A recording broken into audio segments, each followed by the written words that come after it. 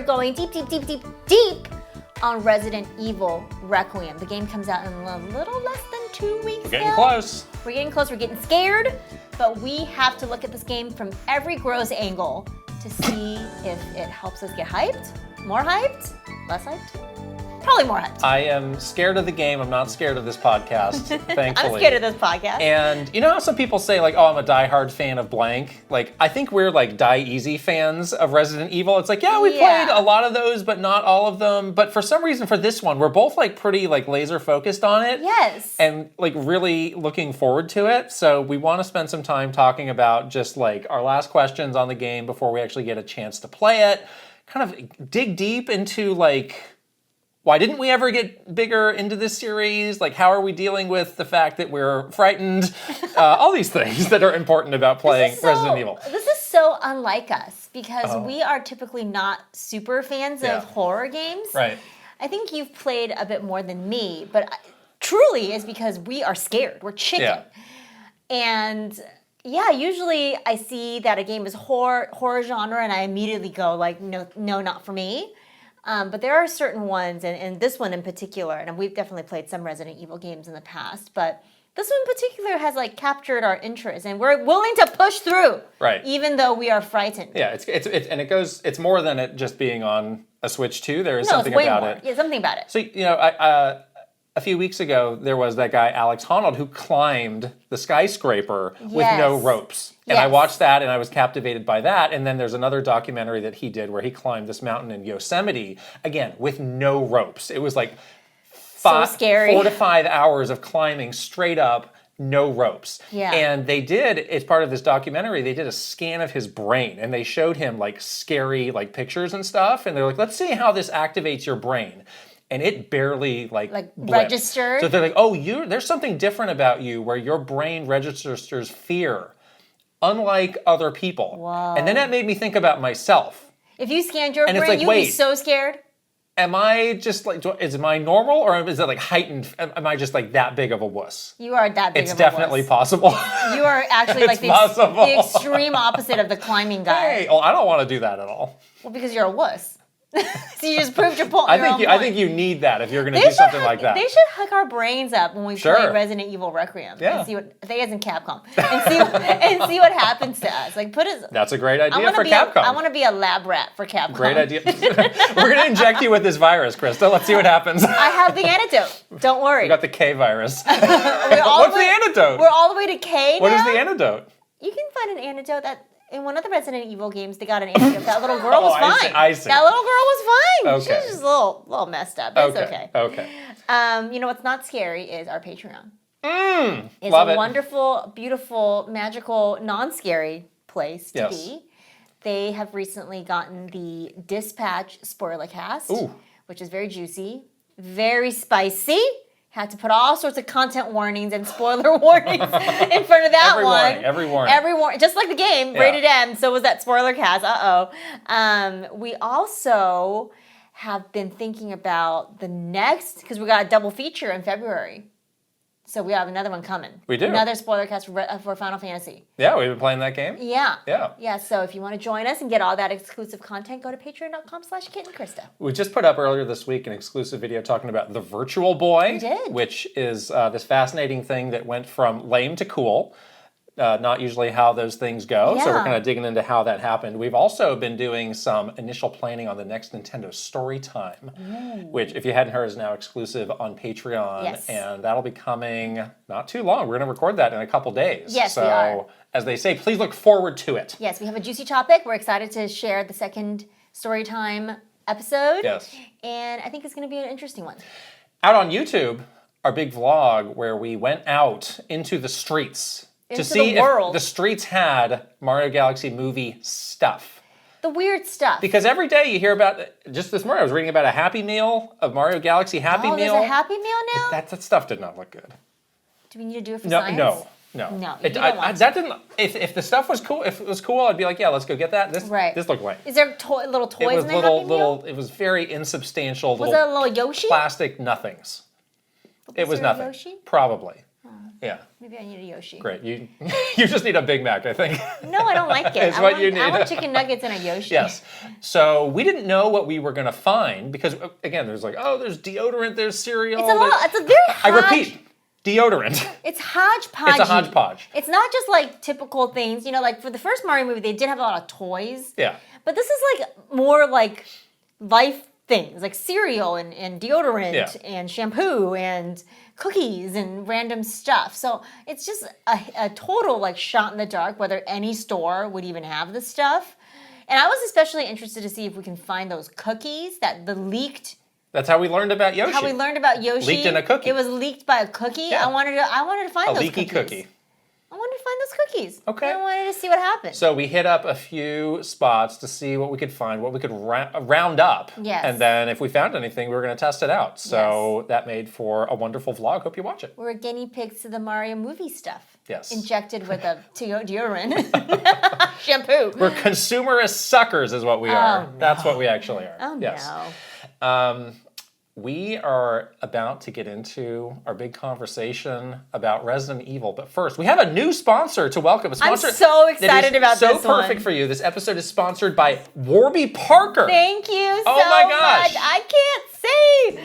I have terrible eyesight, as most of you know. I wear glasses and contacts. But buying glasses is so complicated nowadays. It's like very expensive. It seems to be. And it's just a whole to-do to get glasses. So I'm so happy that Warby Parker's experience of getting glasses is so easy. They have this great online store with hundreds of designs of frames that you can choose from. The best part though, which I was like, wait, they have this? Oh. Is this like virtual try-on feature. Oh, I saw you doing this. And This was cool. I was actually in the studio while I was picking out my new Warby Parker frames, and I was like looking into my computer, like I was like looking at my face from different like, what are you angles, doing and over you're there? like, "What are you doing?" And I was like, "I'm doing a virtual glasses try-on." So you came and looked over my shoulder, but isn't it That's cool? a great way to do it. You can just have your computer camera or your phone camera, and it actually looks really realistic. And so you can move your head around. Move your head around, Yeah. look at it from like the profile, because sometimes when you get glasses, you want to look at it from different angles. Yeah. And like, I always wanted to do this, but I've always been really scared to because glasses are really expensive. So I always go with like the boringest glasses design. But I was so happy with Warby Parker because I was like, finally, I can get like an interesting pair of glasses, try it on virtually before I buy them, and like actually have a pair that's like fun. And I got these pink glasses that I'm so excited about. I already ordered them. They're coming. They're on the way. They're on the way. After you order them, I think it's about 10 days for them to like make it perfect for your face. And then they just ship it to you, which is amazing. Glasses start at $95. You can put in your prescription. It's super easy to just upload your prescription that you have for your glasses, and then they, take some other little measurements that you can do right on your phone, and that's it. And it's amazing. So I'm really excited. Incredible. To get them. You'll have to Yes, show I will everybody, have to show everybody once they come in.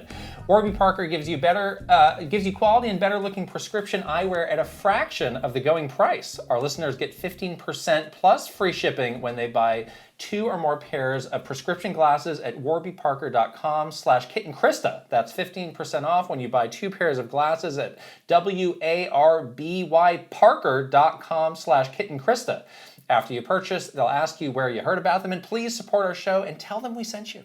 Please do. We'll put the link right over here with a QR code for you to scan, and also in the description below. Yes. All right.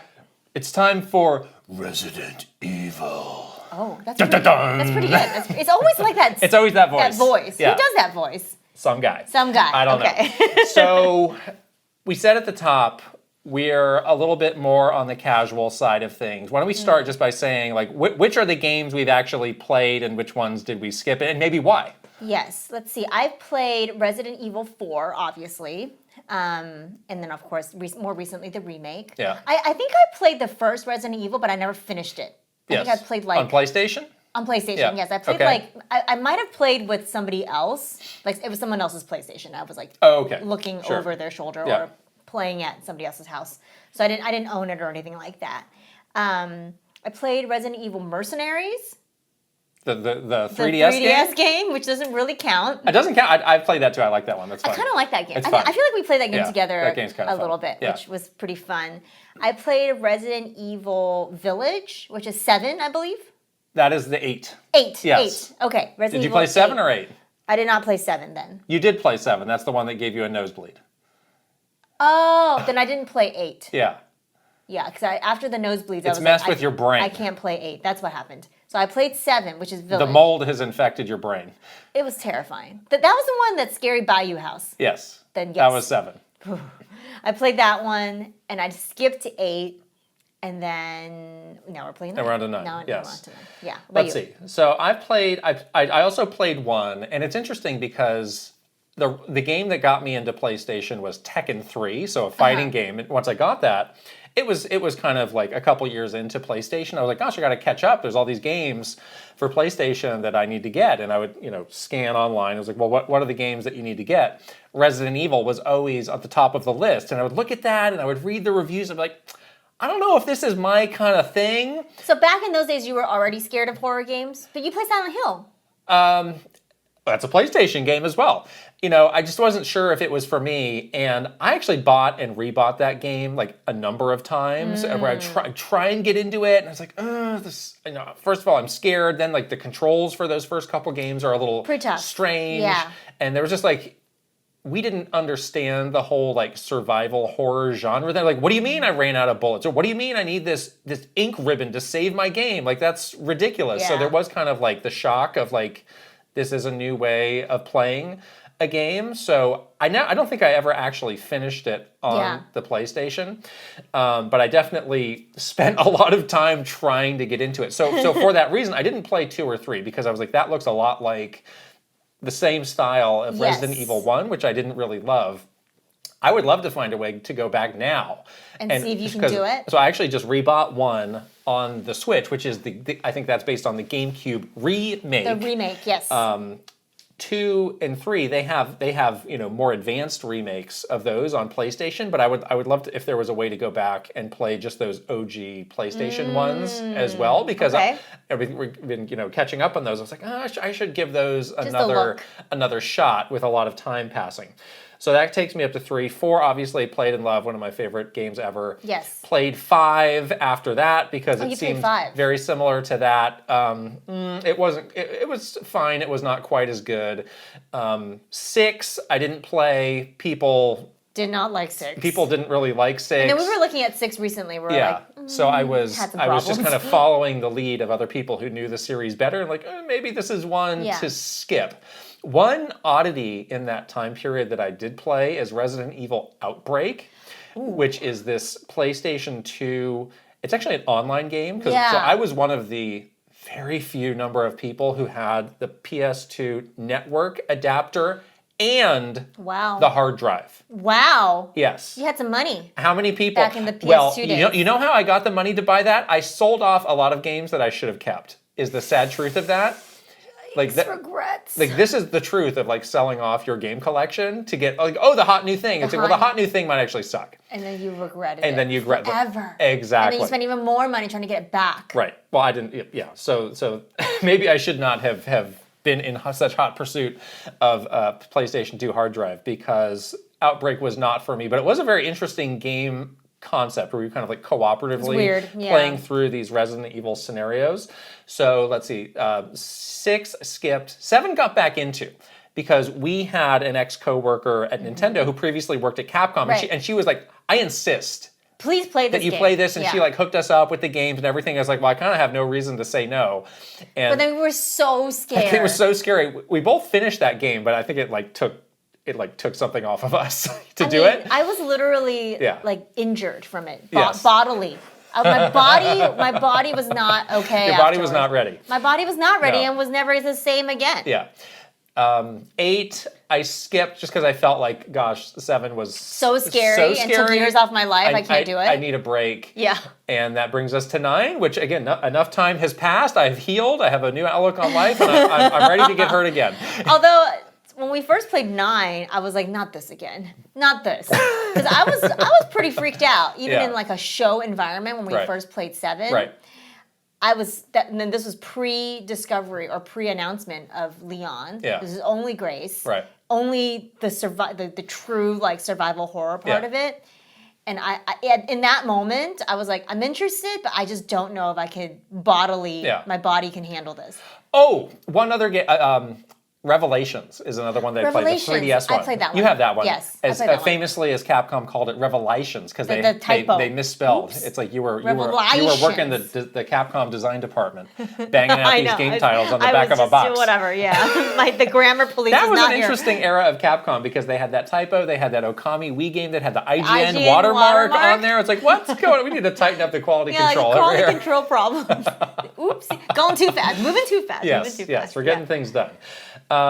Any others that you're like, oh, why didn't I play this? Or anything for this series? I feel like mostly because I was terrified, but I've always been kind of intrigued by the story of this series, which we'll get into. What in a about little bit. movies? Oh, I've watched the movies. Which ones? I think I watched the first two. The Mia Jovovich joints? Yes. Yeah. Is it the first two? I think it was the first two. I mean, I think they did quite a few They of did those. a lot of those. I don't actually know how many, but I definitely I have. did not hate them. I have really good memories of the first two. Yeah, Like, the first two were like not bad. they're not like incredible, but they're also pretty fun. It's fun. It's very like there's a little layer of like action movie cheese to it, which I don't mind. Right, Some people right. are like, this is so terrible and so cringy, whatever. But I kind of don't mind it. I'd like to introduce those people to the Blood Rain movie, which I have also seen. If you want to see something that's truly cringe. an atrocity, But also fun. that was not fun. The Blood Rain movie, I don't recommend it. Oh, I love bad movies though. We should watch it. Though. I love a bad movie. Yeah. I think it's funny. Like Okay. I don't have any sort of like, oh, it needs to be this highfalutin Oscar-winning film for me to take partake. There's a minimum bar, and this did not even Clear hit that. that. It's like, Oh, wow. man. Okay. I don't think What I've were seen that they going movie. for here? But yeah, I did not mind the at least the first two. I don't know if I've seen more. Yeah. I feel like maybe like on an airplane. I feel like something I think they that. just kept going with these movies. They did. Yeah. They did. But the first two were good. Yes, I mean, I agree. it's a great universe. It's a I very agree. like thought out universe to do stuff in. Yes. So I applaud them in like doing getting the most out of that, that story universe or Right, whatever. right, So, right. Yeah. So we are living in the 30th anniversary I know. That's of so Resident crazy. Evil. That's exciting. That's cool. They have a big game for it, and they've already started. Like they've got a nice nice artwork and all the stuff. So I'm sure they'll be Yes. doing other stuff. But just that like seeing that milestone does remind me like it seems like this series is bigger than ever before, and I'm not sure it was necessarily like a straight line to the top. It's true. Like, how do you think they got here? It's true because there's definitely misses along the way. Like universally, people have said like these are the games that are like not good in this series, or like we were like very critical of like Resident Evil 6, for example, and people are like, yeah, this is not a good game, So it is interesting how they've kept the sort of the popularity so high, even though they've had sort of like dips along the way. I think it goes back to this universe that they initially created is pretty good. It's pretty thought out, in depth. These characters are memorable, and like this cast that they have that kind of span multiple games have like interesting backstories and things that you care about and want to learn about. So even though I think there's been some misses along the way, like the universe itself is so well done that I think people are willing to continue to like engage in it. Yeah. Like whenever the next one comes out, they're like, "Oh, I like this universe. Yeah. I like being here. I'm interested in these characters. Yeah. I want to know more about this." So I feel like that's how they've kept it like pretty strong over the years. I think more broadly, even like the supply and demand on like really high-end horror content, games, movies, whatever, is always like not entirely in balance. Like that is always like there's always a big opportunity in horror. Yeah. Especially like these days people are so zoned out, they're scrolling, they're watching 10 things at once. It's like You want to feel the that's one of the few things that can pain still of like life. hook you in, like give you a feeling. Like there are Yeah. so few things that can give you a feeling. even though And the feeling is extreme fear. versus just like I don't care, I'm just splayed out on the couch. I'm Blasé, just get me through the next 20 years of my life or something. Jeez, It's what a bleak it's like no, world. there is something just like so like human about the horror experience where Yeah. it's like those will always deliver.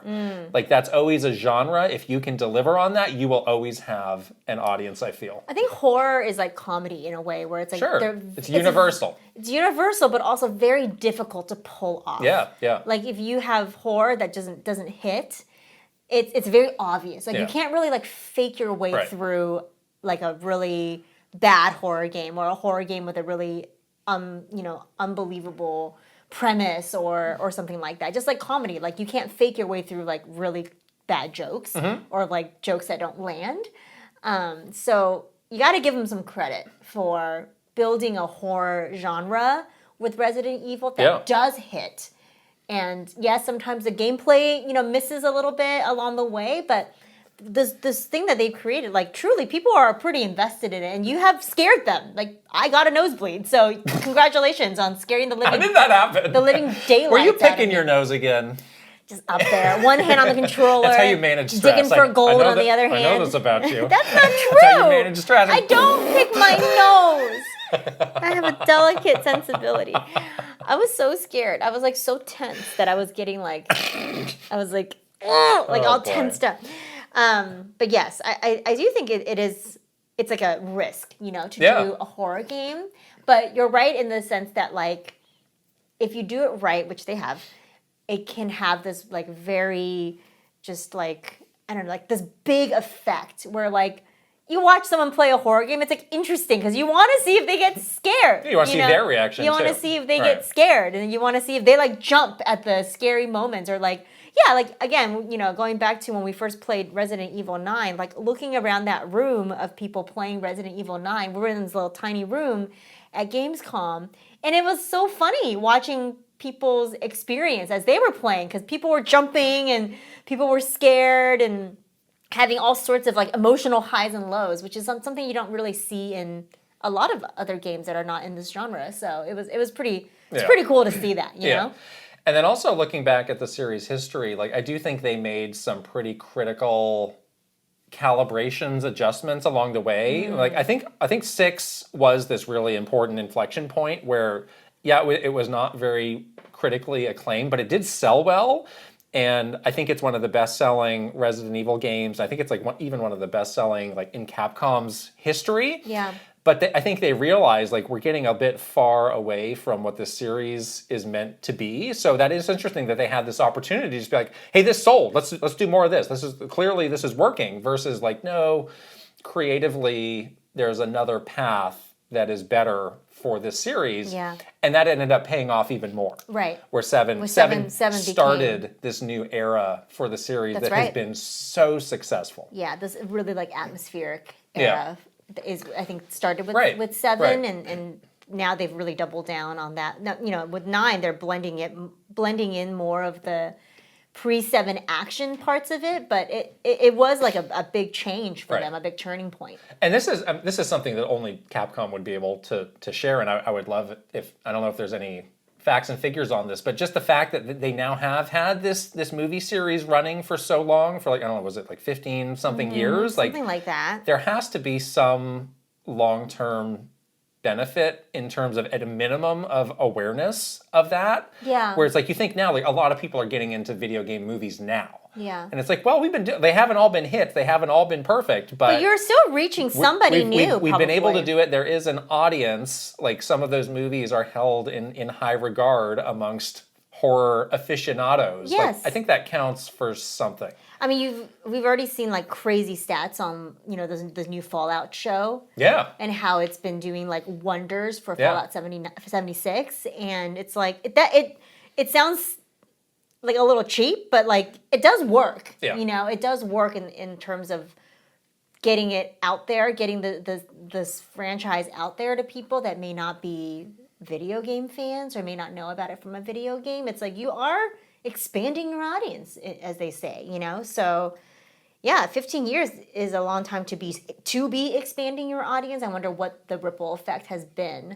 on the games themselves. Yeah. But yeah, it is an interesting way Yeah. that they have really capitalized on the universe of of Resident Evil.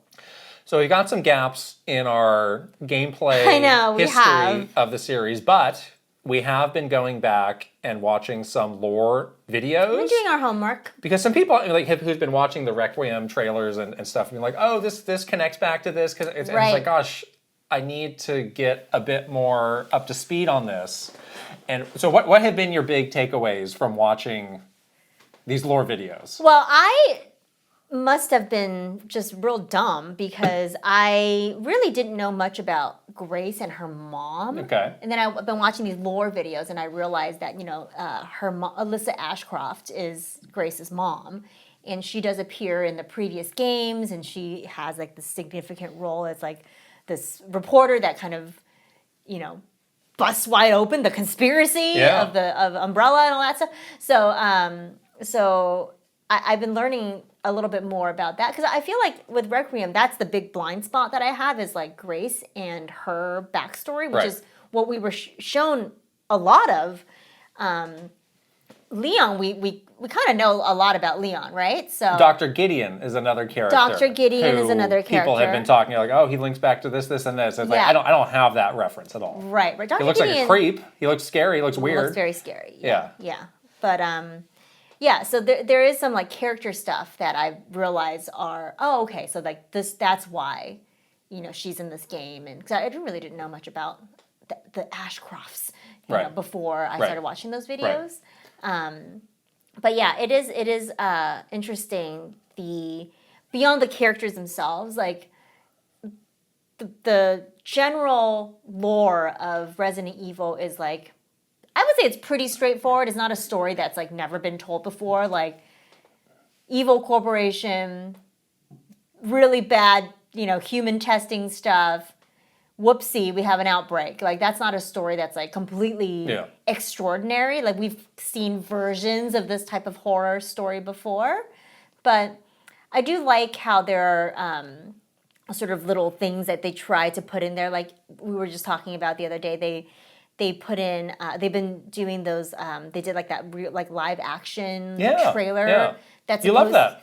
I loved that. I thought that was so well done. I wasn't sure, like, what the point of like why they were doing this, but it's like no, that's a good idea. Yeah. Like this game has a very rich storyline, and this Resident Evil series has a really rich storyline that like is important for these games to get the most out of these games. And so for them to do that live action like mini movie or extended trailer or whatever, like showing the more like human aspect of this premise that feels like, I've seen this premise before. Like it actually helped me a lot, like to get more invested in this, because I was like, like the stuff that happened to these people, like they're people, like this is terrible, like this is awful, like this, watching your loved one like transform into this horrible zombie, like is really bad. So I really enjoyed that. I'm glad they're doing more of that to build out the lore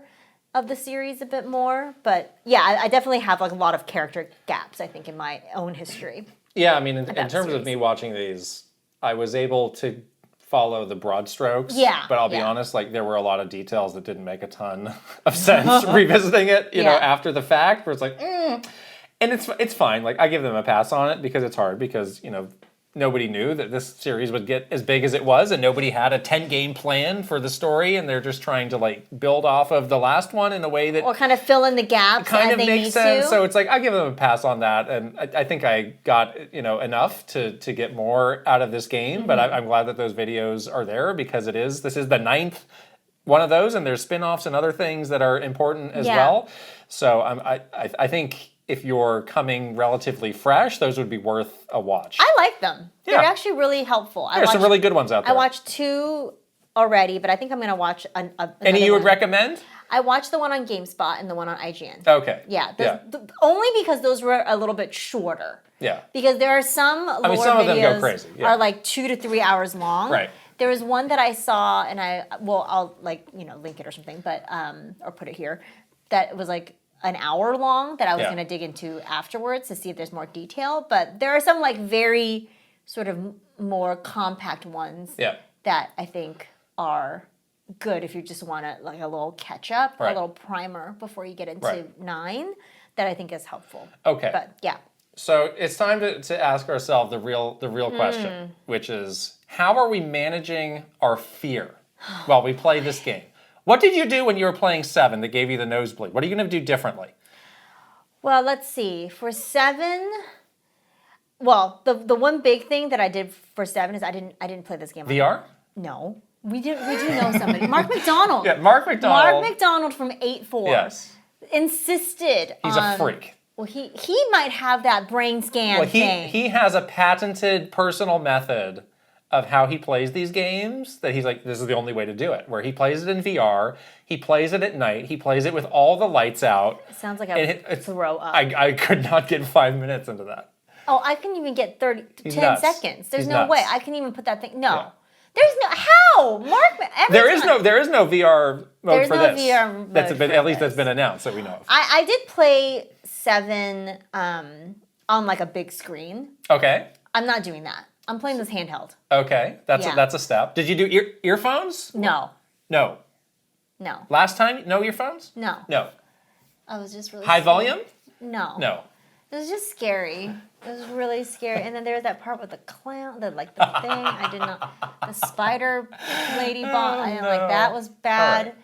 Yeah. It sounds like you don't really have an answer to this question. So the other thing, third person. Oh, yeah. Sure. Sure. I didn't have that option. That's true. In 7. I was so relieved that there was third person. Yeah. Oh, the other thing that I'm going to do, I'm going to turn the brightness way up. Like, I don't care. Like the little calibration. Turn it until you can see the logo. I'm gonna see I'm gonna really see the logo. Like I don't care if it messes up a little bit, like the calibration of the. But I can't do it. The darkness, I can't do it. I can't.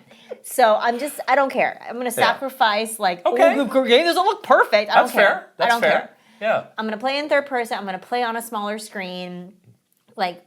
I can go either. I have a PlayStation Portal. So if I play the PlayStation version, I can play it on Portal. Sure. If I play the Switch 2 version, I'll play it. You're going to have to commit to what version you're playing in about 20 minutes. I honestly have not decided yet. I was going to use this conversation to like sway me. Psych yourself up. To sway me either way. But either way, I have a way to play it on handheld mode. And that way I can have another show, a happy show. Oh, you're going to do that? Like a Disney movie. Like Little Mermaid is on in the background. You're going to get your little brain rot going in the background? Is and that then what I you're going can to do? just play this on a handheld. Your little curly cues and whatever? Okay. Yeah, I have like a My Little Pony on in the background. I would just like binge Friendship is Magic. I have like 19 seasons of that.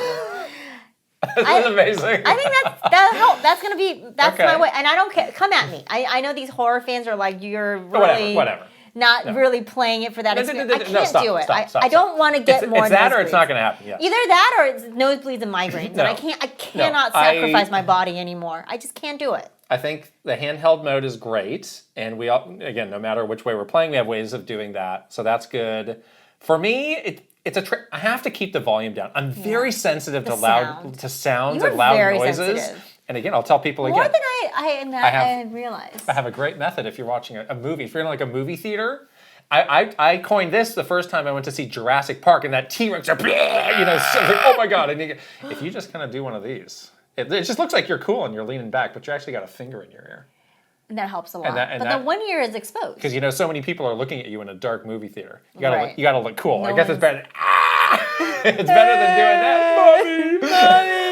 I can't do that when I'm playing a game. No headphones. No headphones. No. Put away the Turtle Beach. No, I also usually turn the lights down when I play a game. Lights on. Lights on. None of this. You are going to play on your TV. You're brave enough to do that, you think? Oh, no, you're going to handheld. I'll go back and forth as needed. You know what I can do is when it's the Grace sections, I'll play handheld. Oh, that's but then smart. Leon sections, that's smart. Big screen. That's smart. Because my mans can do it. That's really smart. Because I played Resident Evil 4, no problem on a TV. That's not as big of a I wasn't scared. I wasn't scared at all. Ever? I was a little scared. Like, I was a little scared, but I wasn't like nosebleed migraine scared. Yeah. I was totally like capable. Because I was like, Leon will do it. He'll protect me. And then I was okay. Okay. So maybe that's all right. We got some good ideas. So that's like 50% of the game I'll play on the big screen, Solid. and like 50% I'll play in handheld mode with My Little Pony on the background. All right. Okay, perfect.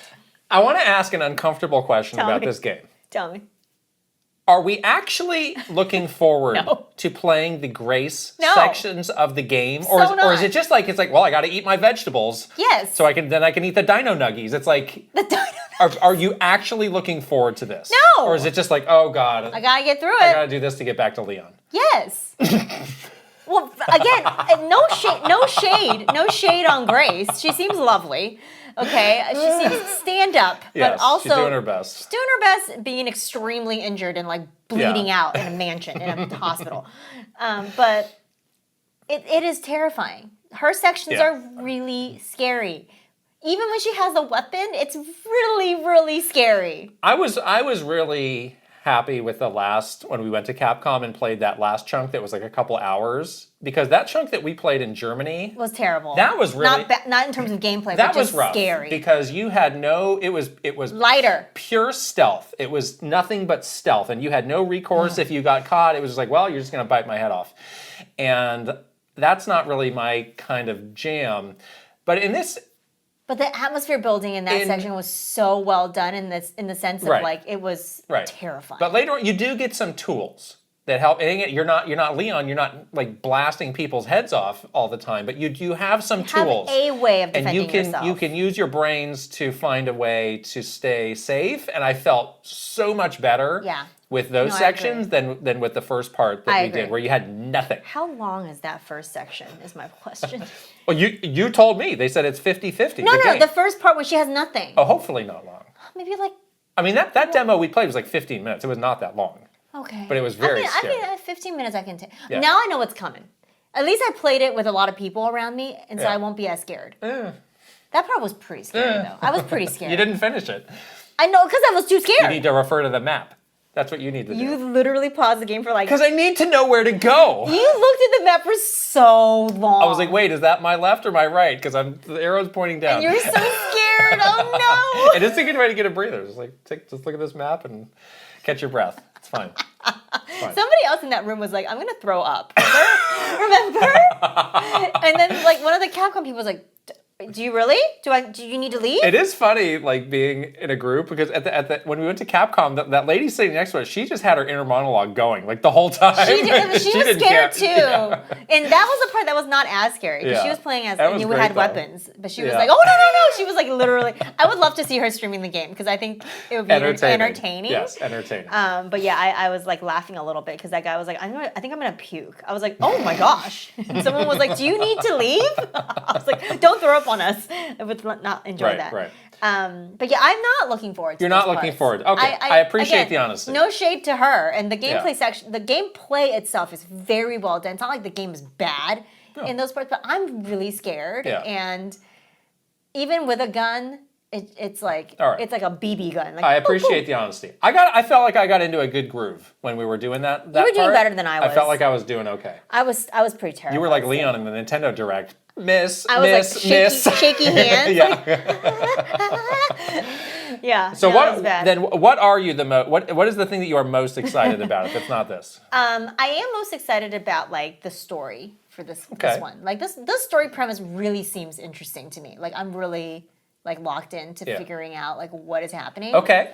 Obviously, we've talked all about my love for Leon, so I'm excited to do the gameplay with Leon because he has so many different weapons at his disposal, like from chainsaws to axes to shotguns to grenades. Like it's fun. It's like, he's an action star, so you can do the action parts, and it feels good because you're terrified and you feel like you're useless, and all of a sudden when you switch to Leon, you're like, no, I'm not useless. I'm gonna kick your butt, and so you can get that sense of like I'm in control now. Like I'm gonna like rip through you with a chainsaw, and it's gonna feel great. And then I think the third thing I'm excited about is the puzzles. Like I came away from sockets. From that demo, like Love these puzzles are fun. I think we maybe had a different. Well, you don't like puzzles to begin with. It's just the same Resident Evil puzzles they've been doing for 30 years. Like 30 years of sockets. That should be their slogan for the anniversary. It really felt like an escape room. Okay. Like those puzzles, like you look at the back of the photograph and get the combination, and then that like fits into.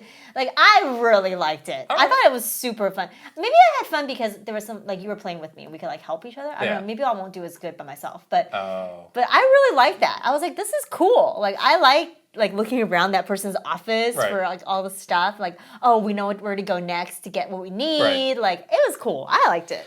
Yeah, I'm similar where it's like I played all these games, but I think I played them more like from the perspective of being a standalone experience. And now like I've done this prep to understand like the big picture of Resident Evil. I do want to understand better, and like I feel like now might be a good point, not just for me, but for a lot of people. Like maybe now's a good point to get in. Like they do a good job of, a lot of these games are very accessible. Yeah. Like the games that are on Switch, 1, 5, they do have a version of 4 as well. It's not the remake one, but those games are like perpetually on sale. They're like $10 each. Yeah. They've done a great job with the remakes. Those are mostly on other platforms. Like there are cloud versions of that on the Switch. You should probably not get those. Don't play those. Like I do applaud them for making a lot of these games mostly accessible. They're releasing 7 and 8 alongside 9 on the Switch, so that's good. So yeah, I think that's the thing that I'm most looking forward to, is like finally looking at this in its totality versus just like locking in on the experience of one game. Yeah, totally. Anything that you are not sold on from what you've seen or from what we have played? One thing that came to mind for me, and I mentioned this when we did our impressions video, and I think this is an issue specifically for Grace, is the inventory management. Yeah. I think Leon has a bigger pocket, where he's got more space to put a giant gun. He's got his onto your axe, his cargo pants with him. Yeah. Whereas with Grace, like we had to make a lot of hard decisions of, I just need to dump this thing I was carrying, and maybe I'll need this later. You do get a choice early on of, you get enough, Resident Evil bucks to upgrade something, and they tell you like, what do you want to upgrade? Listen. We chose health, but we chose wrong. You need to upgrade the inventory first. Upgrade your inventory. That's our big hot tip. We kept finding those coins, which are the things you need to get the later upgrades. And it's like, I'm just throwing these away like crazy. So you basically get into a situation where if you don't get the inventory upgrade first, you kind of like struggle to get any other upgrade because you've been throwing away. And it's not like you left it on the table and you can come back. It's just gone. Yeah. It's just, You don't want to go back there. And we don't know yet like how scary things plentiful those are, but at least for that demo, it was like, I feel like I'm going to need that. I'm going to regret not being able to What if you didn't get enough for the next upgrade? Exactly. Are you totally hosed then? Exactly. Like later in the game when it gets hard? Right. So again, I'm not worried about this on the Leon side, but on the Grace side, I do wonder if you can put yourself in a bad position unwittingly. Exactly. Early on. Because you don't know. Right. There are some like real extremist survival stuff that I get it. Like this game it's a survival horror, so I understand that you need to challenge the player to survive. But like having like no save point for like a long time. Oh, checkpoints. Yeah. Yes. That's tough, especially because you do kind of die a lot. Old school. Yeah, there's one section we were playing in that sort of, when we last played the game, where it was pretty tricky. Like there was that like really tough the screaming lady. You're in the close quarters. We basically had like barely any ammo, and the checkpoint was like far away. So you did have to. What is this, Hollow Knight? I know. The run back. Run back from that bench. Gosh. So you don't need the ribbons to save. There is a mode where you do need ribbons. You're a sicko. You can. We're definitely not doing that. Yeah. I'm not doing that. But there was no like intermediary checkpoint. No. It was like back to the typewriter. Really far back. Yeah. To the type. Pretty far. Pretty far. Yeah. And from there you had to do more things to even get back to the hard part. Right. Which was So hopefully that's not annoying. Yeah, that was frustrating because we had to replay that part at least 4 times, 4 or 5 times. Yeah. So hopefully it's not.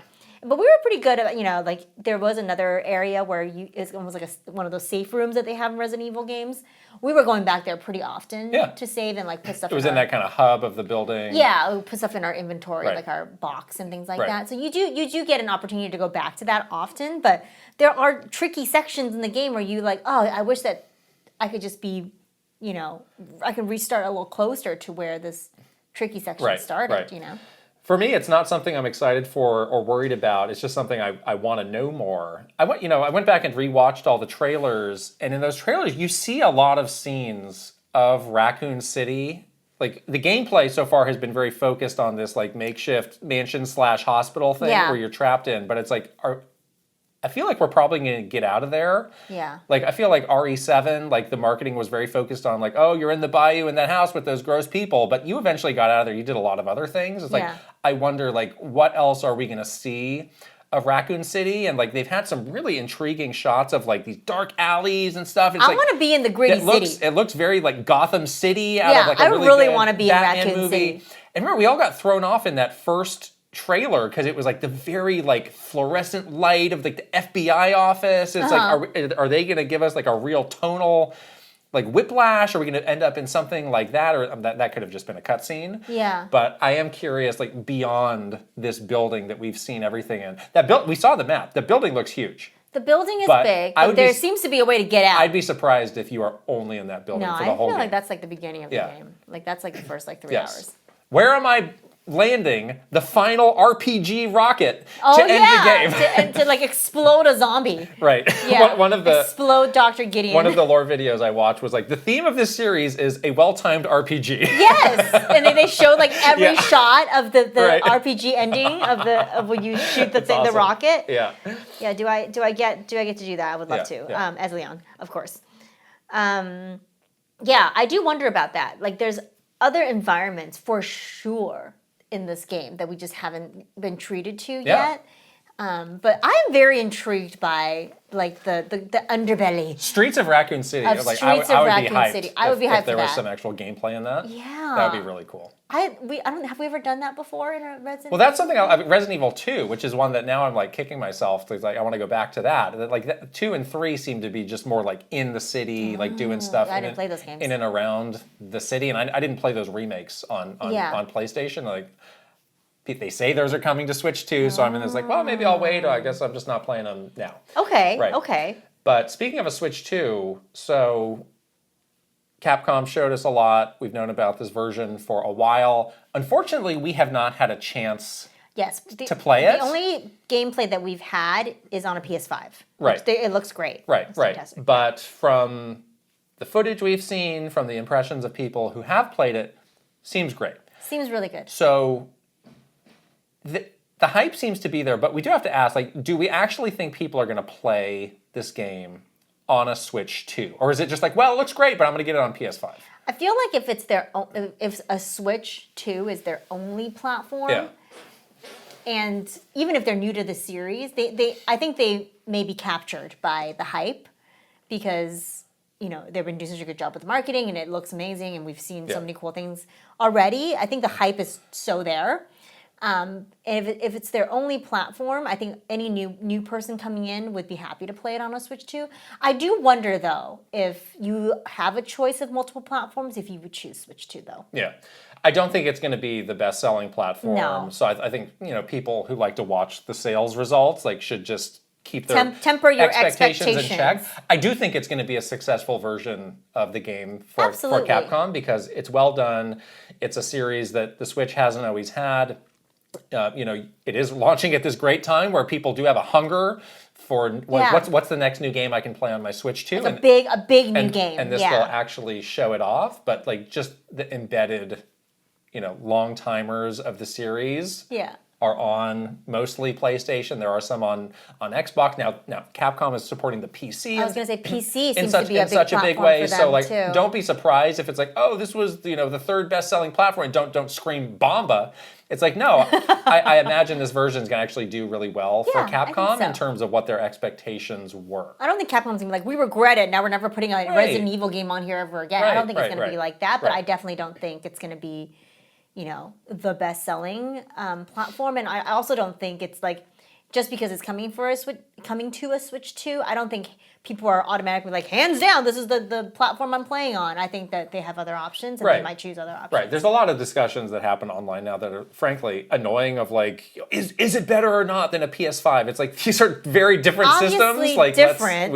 we have to get off of this conversation because it's what does it matter? too ridiculous. Yeah. To some people it matters. To some people it matters. Yeah, to some but people like it really overall, does it matter to that new person coming in, to someone that is just like wanting to try the series for the first time? I don't know if those conversations really matter. Yeah, there's a lot of people to which that means nothing because Exactly. it's like, well, I have no other systems, or like, I'm so unaware of the differences Exactly. that I didn't even cross my mind. So, Exactly. yes. So Are you playing this on a Switch too? I am playing this on a Switch too. Really? Yeah. You changed your mind. I changed my mind last night. You're gonna flip again. I don't believe this. You think so? So you were originally very locked in on a PS5. I was pretty locked in on a PS5. Yeah. But I think I want it on a Switch too. I just want to see how it feels on a Switch too. I had a great time with Cyberpunk on my Switch too. Yeah. No regrets there. Right. So I feel like I'm gonna be all right Really? on a Switch too. Oh, I'm so interested in this. Are you? I am, but I had made up my mind a long time ago. But yeah, I do want that. Again, I think this is a game that looks really good, but I would not say it's like in that echelon of like the best looking games that I have ever seen on the PS5 from what we have actually played. Exactly. It looks So great. it's like, I'm willing to take a bit of a downgrade on the graphics to have all of the other things that I like about the Switch 2, which is my main platform right now. I'm willing to make that trade-off, and I realize it is a bit of a trade-off, but I'm totally fine with it. My thing is like, if I'm going to play at least 50% of this game handheld anyway, why would I? But the Portal. The Portal is great, but then the Portal is a little bit harder to take places too. Though. Right. Yeah. Right. I mean, I can play it handheld in my house. Great. I love doing that, and I use it all the time at home. But it is not as easy to travel with, and a little bit unreliable in that sense because you have to have good Wi-Fi. So you're fleeing the country, understood. I'm going to be in Barbados playing You're running away. Evil. Got it. Yes. I'm heisting. Okay. And running away. That's so interesting. I really did not expect you to say that. I know. I've been waffling a lot, right. but I think I've decided to the play. regret watch is on. Here's where I'm like, I hate this on a Switch 2. I shouldn't have done this. What a dumb, why did you make me? Yeah, you convinced me. I'm gonna it's get all blamed. your fault. Right. It's definitely going to be your Right. fault. We saw it in the partner showcase where, as we predicted, there was the big Capcom segment where they had these 3 big games and they all looked great and they're all launching day and date on the Switch 2. Like this goes beyond Resident Evil, but again, like how is Capcom like so far ahead of the competition in terms of other developers and publishers in their support of the Switch 2? Got that dev kit early. not a competitor. That day one dev kit. That day one dev kit. Yeah. I mean, for sure they got day one dev kit. Capcom? Just a short Shinkansen ride. I know. From Kyoto to Osaka. Yes. Hand delivered in the briefcase. It's like wrapped in like pretty, the T-virus. I had a train bento, and I'm delivering you this. I'm giving you a Switch 2 dev kit and a gun with 1 bullet. Oh, you choose. Capcom you song. Choose. Yeah. Your choice. But yes, I do think that they. That's it? No, I'm not. No. That's not it. But yeah, I think they really see and they understand. This is not like a new thing for Capcom. They've been pretty tightly partnered up with Nintendo for a long time. Yeah. Like they understand. This like the value of this partnership and like being on these Nintendo platforms. I think that they were very convinced day one, like day 0 even, like we know that this works to expand the audience. Like we know this works. Like we've seen it happen with our games before on 3DS, on Wii U, whatever. Maybe not Wii U, 3DS. So they're not new to this like game, So I feel like it wasn't like they needed to convince themselves or anyone else to do this. It was almost like a no-brainer. Like, yeah, obviously we're gonna support Switch 2, and obviously we're gonna be there with our biggest games. And they have a pretty interesting business strategy, Capcom, and they've seen so much success from that. Like they're not very precious about stuff. Like they put stuff on sale. Yeah. They work with a lot of people. They're very open.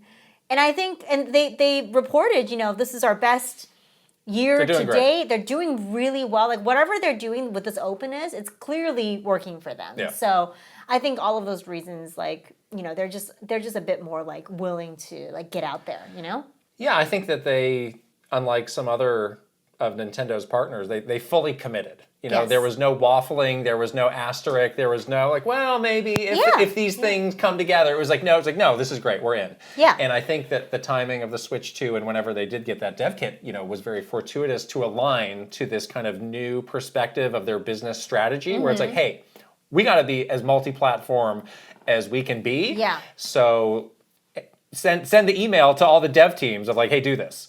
Exactly. So yeah. I think it was one you part, want to stay in business, one part do this. timing, one part strategy. Like it's kind of similar to what's going on with Square Enix, where they also had this very public shift in the strategy that did line up well. I would say that they've been a little bit less consistent maybe than Capcom in terms of getting everything to the same degree. Yeah. But they're two companies that were just like, yeah, this makes a lot of sense for us, and we're just gonna, give ourselves over to it and reap the rewards. And like you see, like, looking at Square, like this Final Fantasy remake seems to be really working for them, Yeah, and totally. really getting more momentum back for that series at a time where, they're probably in the next whatever couple months going to be announcing the third one of those. Yeah. It's like, this works. They need that momentum to carry them, and then they realize that Right. that's there. But then on the other side, you see other publishers just kind of waffle their way Or through the dragging their generation, feet through the and- whole generation, Yeah, it's like, and what are you at the doing? end they're like, well, it didn't work. It's like, but it was you. Yeah. It was you all along. It was you. You did this to yourself. You're the problem. You did this to yourself. Yes, yes. So it is an interesting, like, and then later on they kind of have like the rewriting of history, like, oh well, it wouldn't have worked anyway. It's like, Yeah. but you didn't do anything. Yeah. So actually, it is Stupid you. to begin with. It's like, well, you didn't do anything. So it's you. We did this a few months ago, but I want to ask you again. Can you predict the Metacritic score for Resident Evil Requiem? So my previous prediction was 88. And I'll give you some comparisons to other recent games. Yeah. The RE4 Remake was at 93, Resident Evil 7 was at 86, and Resident Evil Village was at 84. And I do feel like those last two are surprisingly lower than I would have guessed. Yeah. Resident Evil 4, again, obviously one of the best games ever. Horror is a hard genre. Yeah.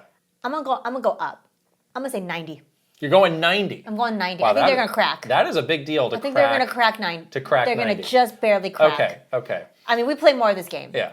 We've played a significant amount of this game. Since then they've announced Leon. Right. This game is great. Yeah. This game is really good. Like I have high hopes Yeah. for it. I'm going to go slightly lower.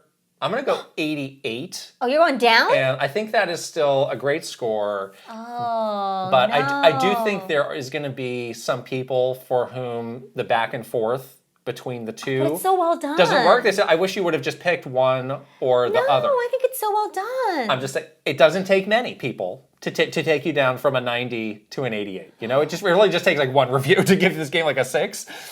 Don't you dare! Which we don't know. We don't know. I'm gonna come after you. We were a long way from reviews coming out, Can't but give my man a 6. it's not a review of Leon. It It's is a review, too. It's a review of the game. Wow. We can announce, we can officially reveal Oh, we can officially to you reveal. right now. This is our March spoiler cast game. I'm so excited. I don't think that was a big surprise. We'd had this one circled for a long time. Yes. There will be only one spoiler cast There game will for be March. only one There will spoiler be no cast vote, game. There would for never this be a spoiler vote cast, again. or probably forever, ever again for a spoiler cast. So thank you. Thank you for participating. We were so interested in this point of like, where are people going to play this game that we Yeah. did a poll with our Yes. Patreon community to try and find out, and it's fascinating. So 36% of people just said, I'm not playing this game, which is fair. I get it. Too scared. Not for everybody. Not everybody plays Resident Evil games. We have a very Nintendo forward community, so maybe Yeah. they don't have the experience with Resident Evil. Sure, I'm sure some people are scared. That said, 24% said, I am getting the game on Switch too, Okay. compared to 21% who said, I'm getting the game on PS5. Okay, so pretty close. 11% said, I'm getting it on PC. Mm-hmm. 6% said, I don't know yet, so that 6% could go anywhere. Could go anywhere. And a mere 2% Xbox. That's a sign of the times for Xbox. Oh man. Yikes. Yeah. Okay. again, so I- a majority of people who are getting it are picking a Switch too. Yeah, and I don't think this represents No, I don't think so. everybody. Again, we have a very Nintendo focused community, but it is interesting that like there are a lot of people who are bought in on this version. Yeah. So let's see what people say. Nick said, I'm going for Switch 2 despite having a PC. I enjoy less and less playing on the machine I work on, which is my work-related room. Yeah.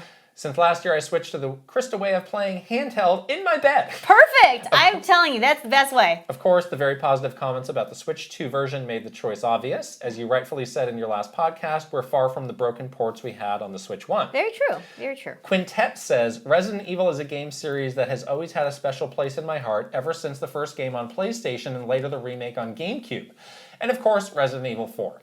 After that, I kind of lost track of the series, and to be honest, as cool as I think they are these days, I'm just a little too scared to play them. Oh. So no, I'm not going to buy the game. Maybe someday in a few years if it's on sale on Steam. But Leon It's is kind in of this game. it's a fact of Don't horror. be scared.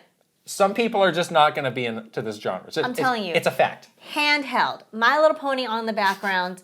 Brightness all the way up. You'll be fine. And You'll be fine. If I can finally- do it, you can do it. Finally, Waffles says, I'm torn between playing on PS5 where all my other RE games are for consistency, plus I have my Portal. Yes. But the Switch 2 version does look really solid, plus the Leon Amiibo is a must-buy. So perhaps yes. I'll end up double dipping for this one at some point. That's a fascinating point of people who have, like, they look at their shelf, it's like PlayStation, PlayStation. You do that sometimes. And then wait, am I really going to put that red box Yeah. of the You Switch do 2 that on the sometimes. shelf? I do. Like Dragon Quest was your series. I did that. Where like So- you really didn't want to have it on PS5. So I don't think that phenomenon can be underrated of like Yeah. there are just a lot of long-term fans who are like, I play these on a PlayStation. Right. And that's it. yeah, exactly. Like people are like, my collection is here. Right. I want for posterity. I want to have it all here. And it's a game key card. Tiska, Tiska, That's Tiska. a bridge too far. Leon Amiibo though. Double dip for that Leon Amiibo. Yeah, you can always get that. Get a skin. Yeah, well, hopefully it's not too long before we can talk more about this game and actually dig in, but Can't wait. consider us excited. Can't Yes. wait. We got some news coming up, but why don't we shout out another sponsor? This episode is sponsored by Factor. Cold days, big goals, and no time to cook. Factor makes eating healthy easy with fully prepared meals designed by dietitians and crafted by chefs. So eat well without the planning or the cooking. Rain is back Ugh. in the Bay Area. Oh, man. It was lovely and sunny. Yeah. And now we were tricked into thinking of a spring, but no, it's winter still. So now I don't want to go outside.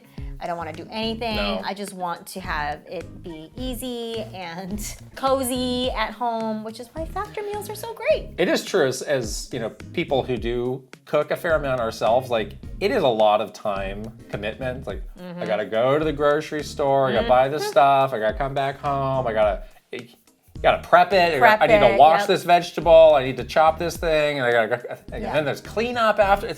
It's a long process. It's a long So it is really nice to have something. Just boop, here it is. Put it in the microwave. It's delicious. You know it's going to be good, and you don't have to worry about all that other stuff. Yeah, and I don't trust like ordering out that much anymore. Not only is it really expensive, but it's truly very unhealthy for Yeah. you. And I know that in a Factor meal, it has no refined sugars, no artificial sweeteners, no refined seed oils. Like everything is very fresh. It's never frozen. It's dietitian approved. So I know, at least I know that yes, I didn't home cook this because I was lazy and I was busy. Right. But I'm not eating something that I have no idea what's in it. Yeah, there's a reason you why know? restaurants don't tell you all their ingredients because Yeah. you might not like it so much if you knew What's going on in that what was slop bowl? We don't know. And who knows? Like maybe you might be on a special. Like if you're on a high protein diet, Yeah. like it's like I have very specific needs. Factor's got a whole set Exactly. of menus just for that, which is fantastic. It's awesome. So head to factormeals.com/Kit and Krysta 50 off. Say it with us. And use code Kit and Krysta 50 off to get 50% off and free breakfast for a year. Eat like a pro this month with Factor. New subscribers only, varies by plan. One free breakfast item per box for 1 year while subscription is active. We'll put the link right over here with a QR code for you to scan and also in the description below. Before we get to the news, we got a couple questions about the Nintendo Direct from Patreon that we want to get to. Let's start with a question from Gartooth.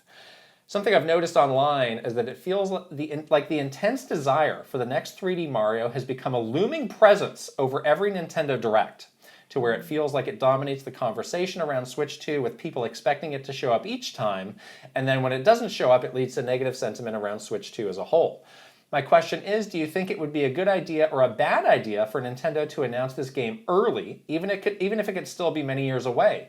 Nintendo has done early game announcements in the past to sometimes mixed results, so I'm curious to hear what you think.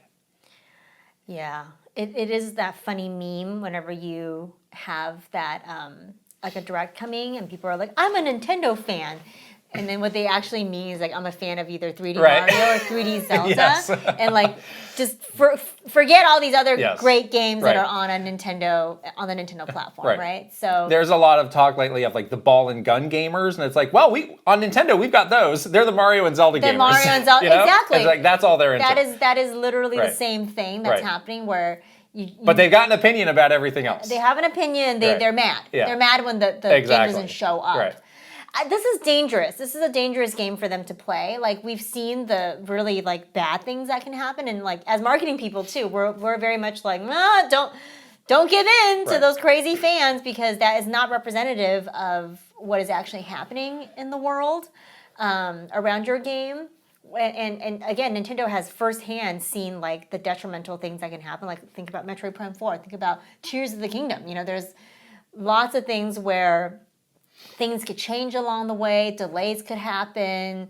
You know, in the terrible, you know, Tears of the Kingdom is a little bit better off. They announced a delay, but it wasn't like the game was completely being redone. But you open yourself up to a lot of scenarios where changes can happen and will, and now you're going to have to either walk back something you've said or confuse people about something that's happened. So it's just dangerous to do an early announcement. People are fickle. People have short memories, and we've both been rewatching Mad Men, which is an all-time great show that everybody we recommend for everybody. But it's got there's a line that was so memorable from that where Don Draper's the main guy. He works in advertising. He's like pitching a client. He says, "What is happiness? It's the moment before you need more happiness." Exactly. So it's like this game would get announced, people would be happy, and then a year later, they'd be like, "Well, I'm mad again. Where's the game?" Like, not even a year, maybe like a month.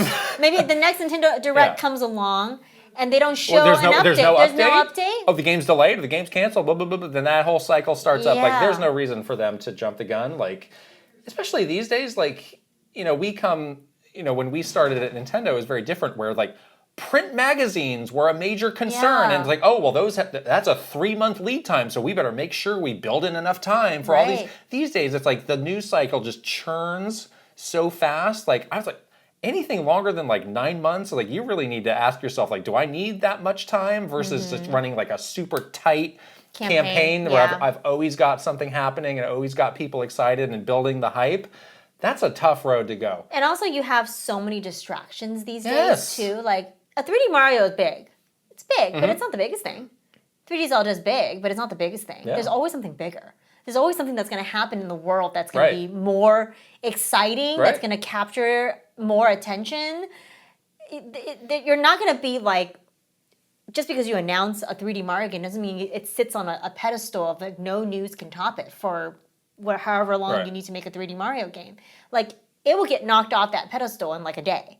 Something else will take its place. And then to get it back up there again, you're going to have to announce more stuff. So you're just trapping yourself into the cycle that you're probably not ready to start if you announce it too early. Yeah, I mean, I'm quite certain if you ask them, like, so was it cool to announce Tears of the Kingdom so far in advance? Was it cool to announce Metroid Prime 4 so far in advance? Like, heck no. Heck no. It was terrible. We shouldn't have done that. We had to go back and announce all these delays. Right. That was bad. Right. That was really hard to do. Mm-hmm. So yeah, I think that they, as much as people really don't want to hear this, it's like, no, they're doing what is best by running these like shorter, tighter campaigns, you know, announcing something only when it's about to come out. Like, no one wants to hear that. Everybody wants the Marvel roadmap from like, you know, of like movies that are coming in 10 years, but that's just not how they're going to operate. Right. And that's why we scratch our head when something like Rhythm Heaven for Switch gets announced, like, what was that, last March? And then we have not really heard any updates. It's almost a year. On it since almost a year later. It's like, what was the point of that? You announced it and then you did literally nothing. You had it on some financial spreadsheet. Who cares? Yeah. Do something with it. It wasn't like the announcement was kicking off like a year-long marketing campaign. It's like, once you announce it, you need to do something. That's not it. Yeah, again, like as a marketing person, that's like the basics of like, if you're ready to announce, that means you're ready to support that thing with consistent marketing. So if you're not ready to do that and you don't have enough stuff to do that, don't bother announcing it. Yes. You know? Link the Hero of Wins asks, when you were at Nintendo, how did you handle negative reception towards directs? Do you know of any changes that were made because of audience feedback? This is a hilarious question because right after the partner showcase, we were in our little private ex-Nintendo employee Discord chat, and we were laughing a little bit about the partner direct and what was happening around like the sentiment, the negative reception around that direct. And someone posted the partner direct from 2020. and was like, y'all thought that this last partner direct was bad? That partner direct was Christmas morning. I got a bad one for you. Compared to that 2020 one. And I watched like the first like couple minutes of it and I was, oh yeah. That's hilarious. Oh, that was bad. That was terrible. And I remember internally at Nintendo, it was like real dire because it was such a negatively received partner direct. And yes, you better believe it. You know, we talk about this, we joke around about this all the time of the millions, billions of reporting that happens, however many reports get generated after a Nintendo Direct airs all around how people were receiving certain parts of the Direct, how certain things perform. Like that is like, you would not believe the amount of reporting that happens around that. So they definitely know exactly what people are saying and how people are feeling and whether if it's negative or positive. And they're wringing their hands for sure about like, oh no, like this is more negative than we expected, or this was we didn't expect like this particular announcement to like tank the whole thing, or we didn't expect this announcement to be a bright spot. Like they're looking at that granular of detail around it. And yeah, they definitely take it all in. I don't know if they go so far as to say like now we're changing our approach to how we do these, but they're definitely very aware of what people are saying. Yeah, they wouldn't change the approach, but that like a lot of times they would look at our team and be like, well, you know, is there anything we can maybe put out on social to maybe clarify something that was not as well received as we thought, or something where people were confused, or like reposition. It wasn't about putting out more information. It was like, well, how can we reframe the information we have to maybe try and start to move it towards a more positive reaction? And sometimes you can do that and sometimes you can't. Yeah, sometimes there are also like more information that was not included in the direct that you may want to get out there. Like, you know, even when we were looking back on the partner direct, we found like some stuff that was like, oh yeah, this is not a game key card for that Indiana Jones game, for example, or like some other little tidbits that you can maybe get out there that you could use to change people's opinion a little bit. But most of the time it's like, well, there's nothing really you can do about it, you know? Right. I hope that they take away from this latest round of maybe some mixed feedback. And some people liked the direct and some people didn't. But I think the biggest takeaway for them, if they were taking away anything, is the pacing. Like, I hope that they go back to their more rigorous pacing, like putting the pacing through more rigorous paces like they used to do. Because that seemed to be the one thing that was a bit of a strange head scratcher of a miss that they normally don't miss on. Well, we're gonna get a master class on pacing in Sony's State of Play, which is an hour long. Yeah, 60 minutes of floating triangles and X's. We were totally joking around. We were like, it's gonna be like 30, maybe less than 30 minutes of announcements and 30 minutes of interstitials. Of like artistic, like lo-fi beats with like some lights in the background, icons, gradient background, No rush, take your time. Little beauty shot of PS5 Pro, you know, stuff like that. News time.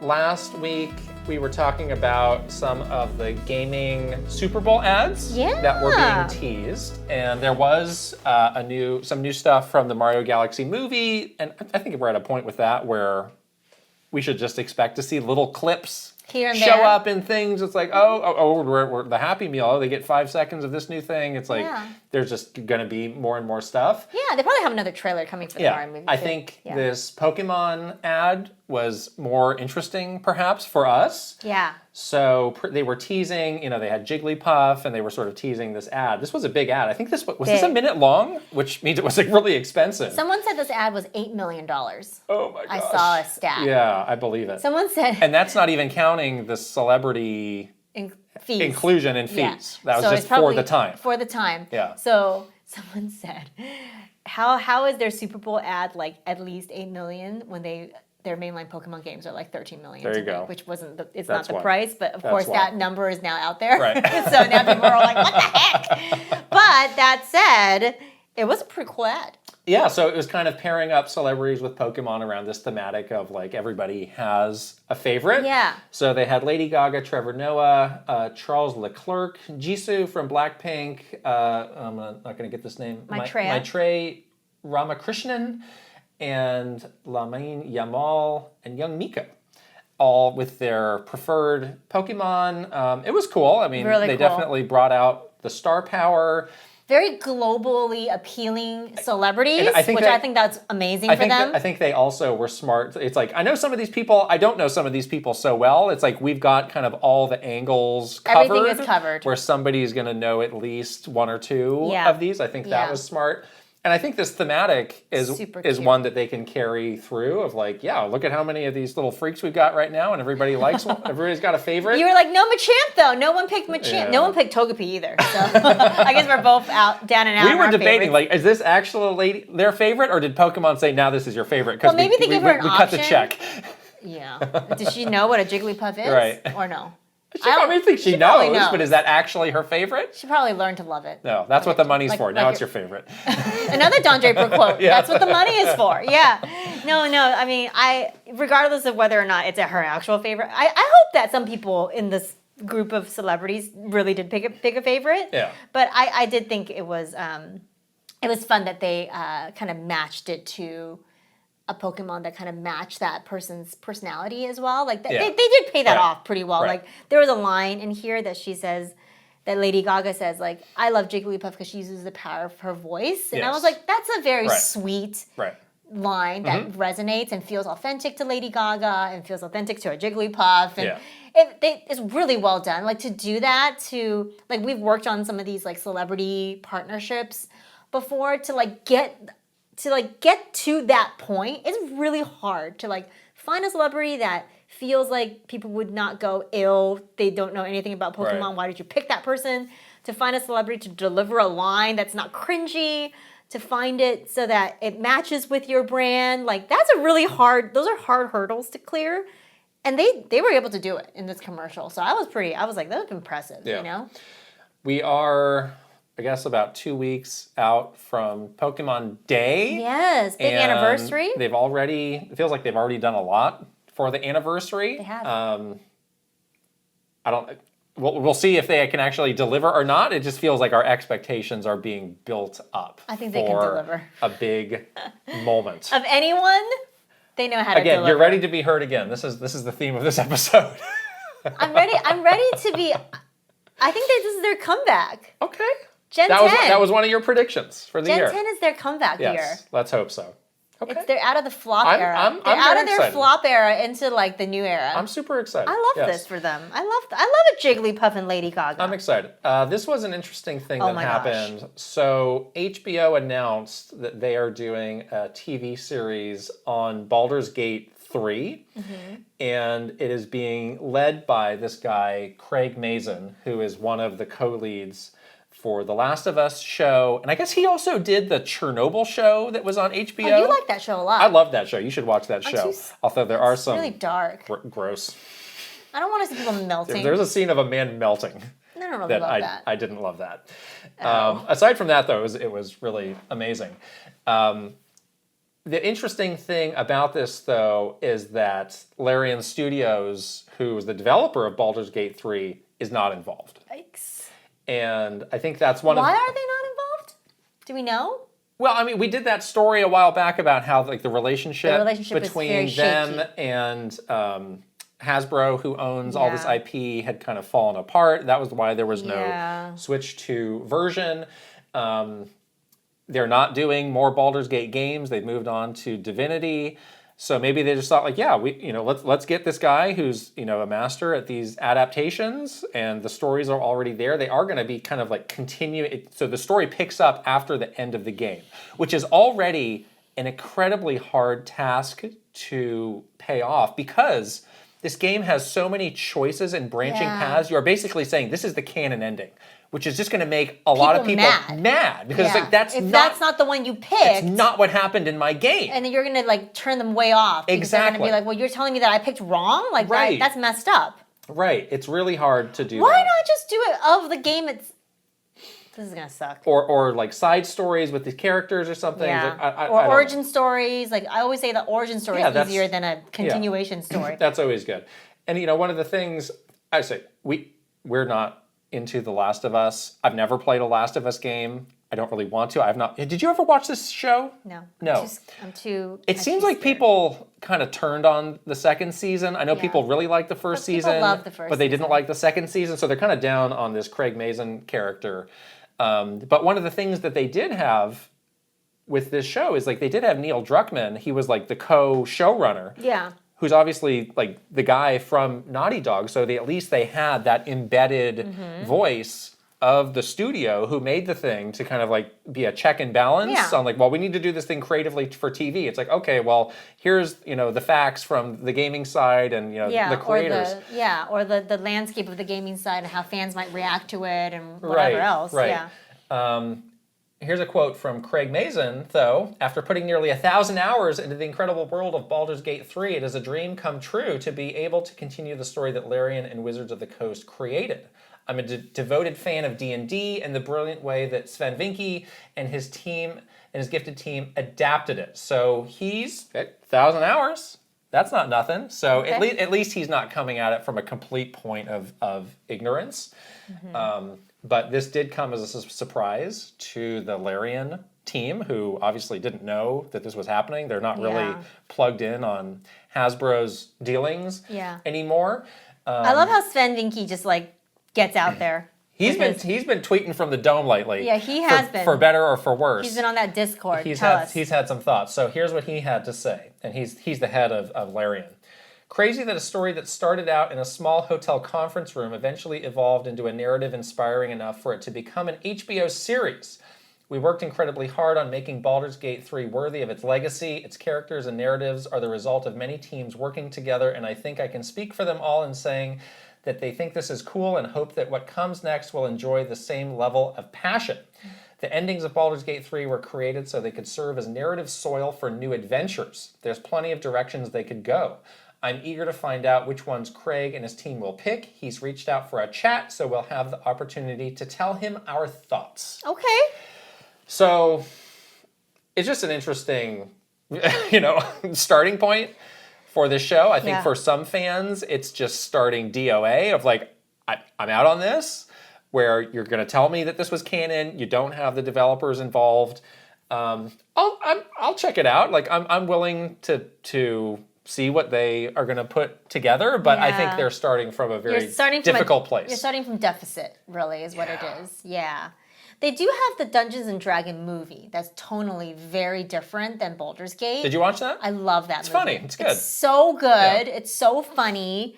But again, tonally very different than Baldur's Gate 3, obviously. So, it's not like no movie adaptation or like TV adaptation. It's like this stuff exists, but Dungeons and Dragons exist outside of video games.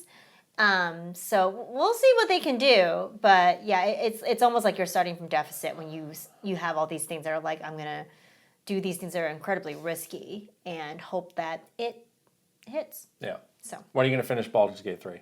After you finish Persona 5? It's not coming to Switch 2, so I guess you have this game. You have this game. Finish it. It's great. Oh man. There is the day that this podcast is out is the state of play. Yes. So we don't have any info on that. But last week, Sony did reveal a new game that is coming, a new Horizon game, a multiplayer-focused Horizon game. And this was something that was teased and rumored for a long time. It is called Horizon Hunter's Gathering. And I don't know if that's just me, but that's kind of a mouthful. It really is. It's kind of a strange title. And as they said, it's a cooperative action game that lets up to 3 players team up as heroic hunters. Why 3? To protect a world under threat from deadly machines. So it's got a different look than the Horizon games that you love. It looks like Fortnite. It does look like Fortnite. And the gameplay looks like Monster Hunter. Yeah. It straight up looks like Monster Hunter. So it's an interesting mishmash of, we've got ideas from Horizon, we've got this different look, and we're taking the gameplay in this other direction. Let's see what else they had to say. This is on the PlayStation blog. The foundation of Horizon Hunter's Gathering centers around challenging and replayable hunts. Sound familiar? Yep. They revealed 2 game modes, Machine Incursion, a high-intensity mission where waves of machines pour out from underground gateways, and Cauldron Descent, a longer multi-stage trial in which ever-changing rooms push hunters to their limits. They're going to start doing some beta tests for that. I guess people can sign up to be a part of that program and check it out. The reaction to this was very negative, and people were saying this is the next Concord. Why do they keep doing this? Thoughts? Why do they keep doing these types of games that they know? This was their big corporate strategy. God, it's terrible. What a terrible. This was the final act of what was that guy's name? That maniac who was the head of PlayStation. The one that looks like Gordon Ramsay. Yes. Forget his name. Yeah. I wish him well. Whatever, him. Yes. Jim Ryan. Jim There Ryan. Yes. Jim Ryan. He's a maniac. Jimbo. He is a maniac. Yeah. This is not exciting. So you're our resident Horizon, I love Horizon mega games. fan. So I love you're not into this. No. Why? Nobody wants this. Why? Tell me why. We have But I want to know Horizon why. Hunters at home, and it's called Monster Hunters Wild. So you're wondering why does this exist in a world of Monster Hunter? Well, Monster Hunter is definitely not like the most breakout genre, but this definitely isn't a game that's derivative of that. Yeah. It seems to be a weird direction to take this IP in for me. Like, it doesn't quite fit. Like, this IP is all about sort of like the narrative-driven stuff. Oh. And more that experience. So kind of distilling it down to this like Fortnite level multiplayer game just feels strange for it. And I don't know, it doesn't feel like exciting or unique in any way at all. It's like a live service multiplayer game exists, a game where you hunt things exists, a game where you team up with kind of generic looking characters exist. So all of it just feels very like been there, done that, you know? You're still excited for a next proper Horizon though? For sure. Okay. Yeah, for sure. I mean, I'm more excited about like Lego Horizon than I'm more excited than for that than this. Ouch.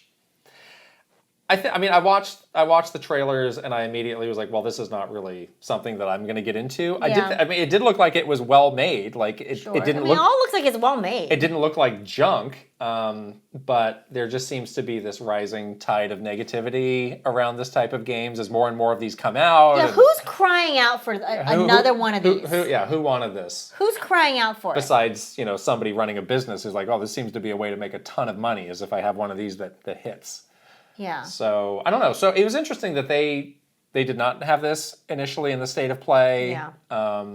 Probably because they knew the reception's not going to be great. This was just like a tweet that they did. I'm telling you. It was easy to miss. Did you even see this one? I saw this. Yeah, okay. But I'm telling you, they left it out on purpose. It was really easy to miss. And maybe they were just doing it to get like the shock value of, oh my gosh, this is so different out of the way, and then they'll do a deeper thing in the state of play. They'll do like some trailer in the state of, they'll have or whatever. More, yeah. I think they'll be more committed to this than they were with Concord. It wouldn't be hard, but well, that's a low bar. It's just like, it just seems more committed than a week. So sure hope so. Hard to. It's weird that they would cancel Concord just to do this. It's just now's not the time for more of these. It feels. Yeah, we're coming off of that High Guard. All that. Did that hit at all? No, not really.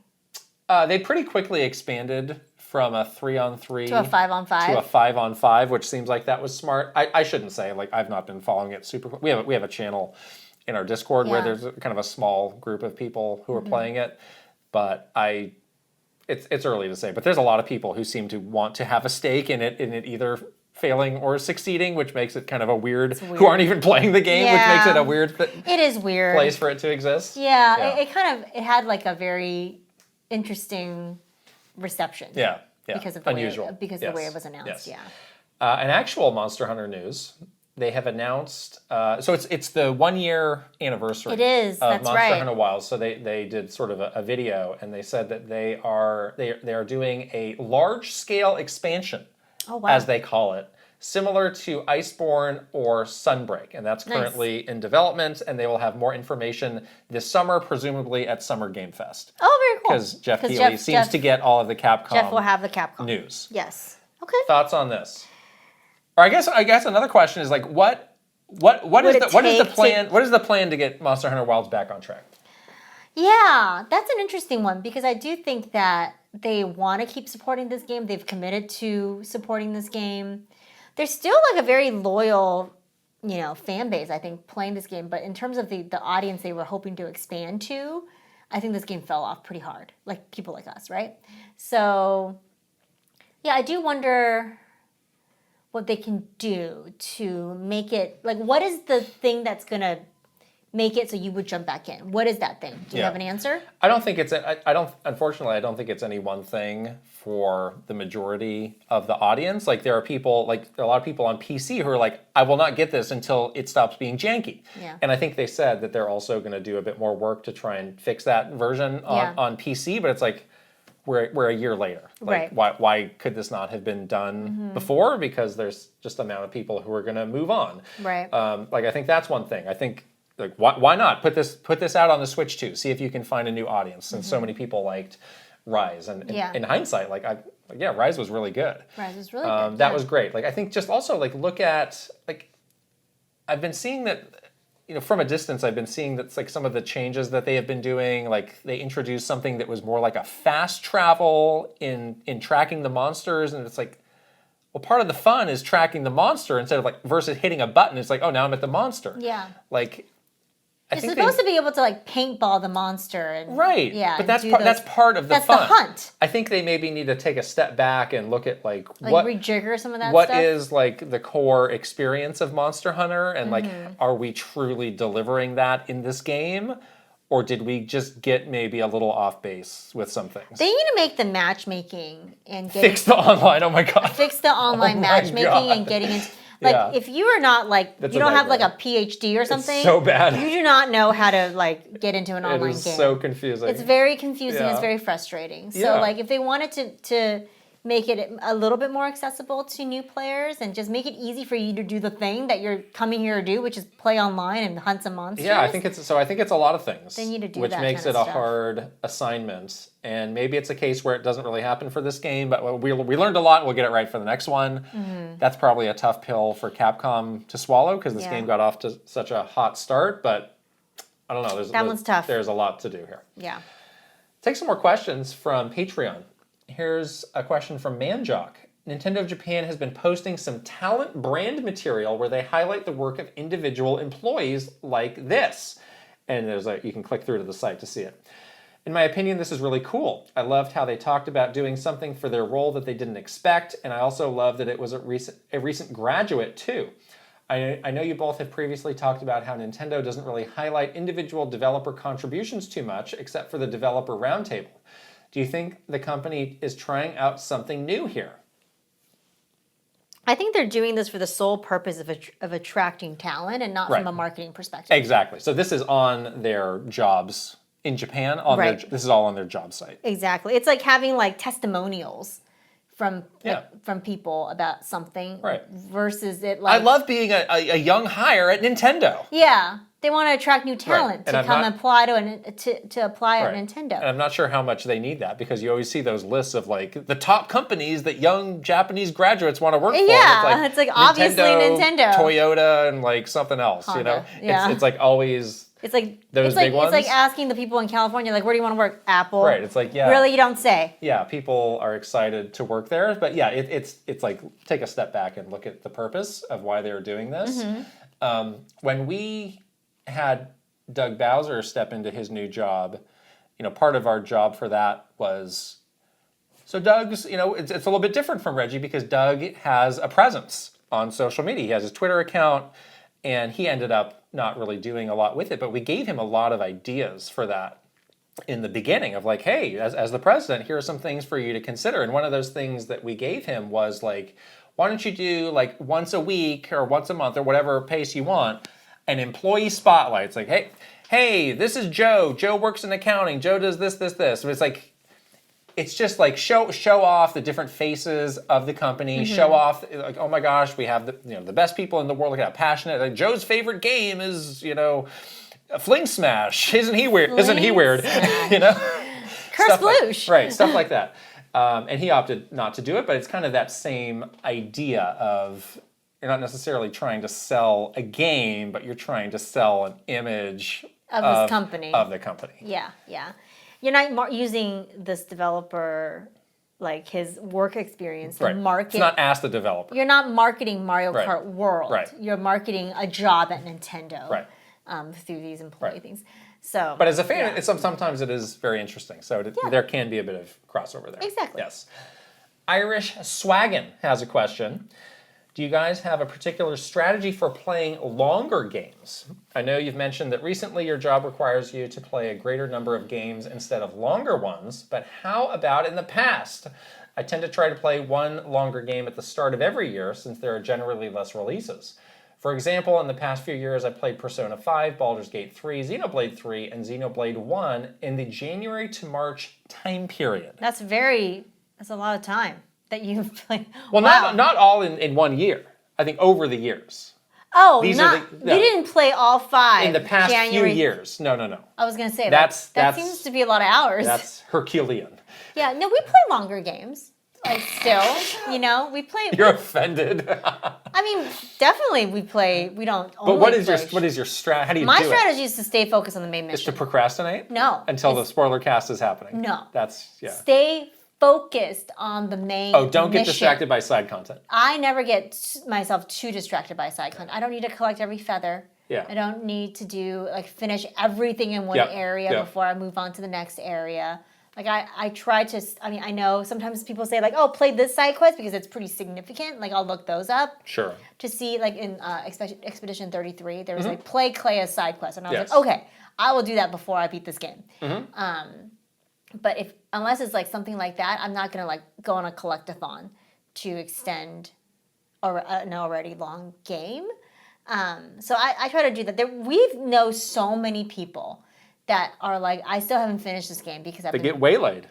I've been doing this side. I've been collecting the feathers for like the last 5 years. It's like, well, you're gonna have to Koroks. finish this game at some point, Or then you just fall off. And then you right? just don't finish it at all. There's some people that haven't finished Tears of the Kingdom. Yeah. Because they've been Or Breath of the Wild. They've been collecting Koroks. Looking for that last Korok. Been looking for that last Korok. Yeah. Yeah. That's a good strategy.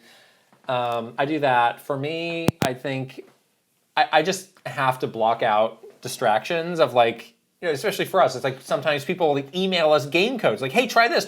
And it's like, oh, I might want to try that. But I just tell myself like, I cannot do that. I have to finish this game first because who knows? Like I could get, I actually do like this, and now I'm playing this and it's great, and I forgot about that other game that I was 30 hours in. It's like, no, I want to see it through. Yeah. I want to finish it, so I have these other things. I will wait until I'm done, and then I'll do that. Don't be distracted. Yes. Yeah. Yes.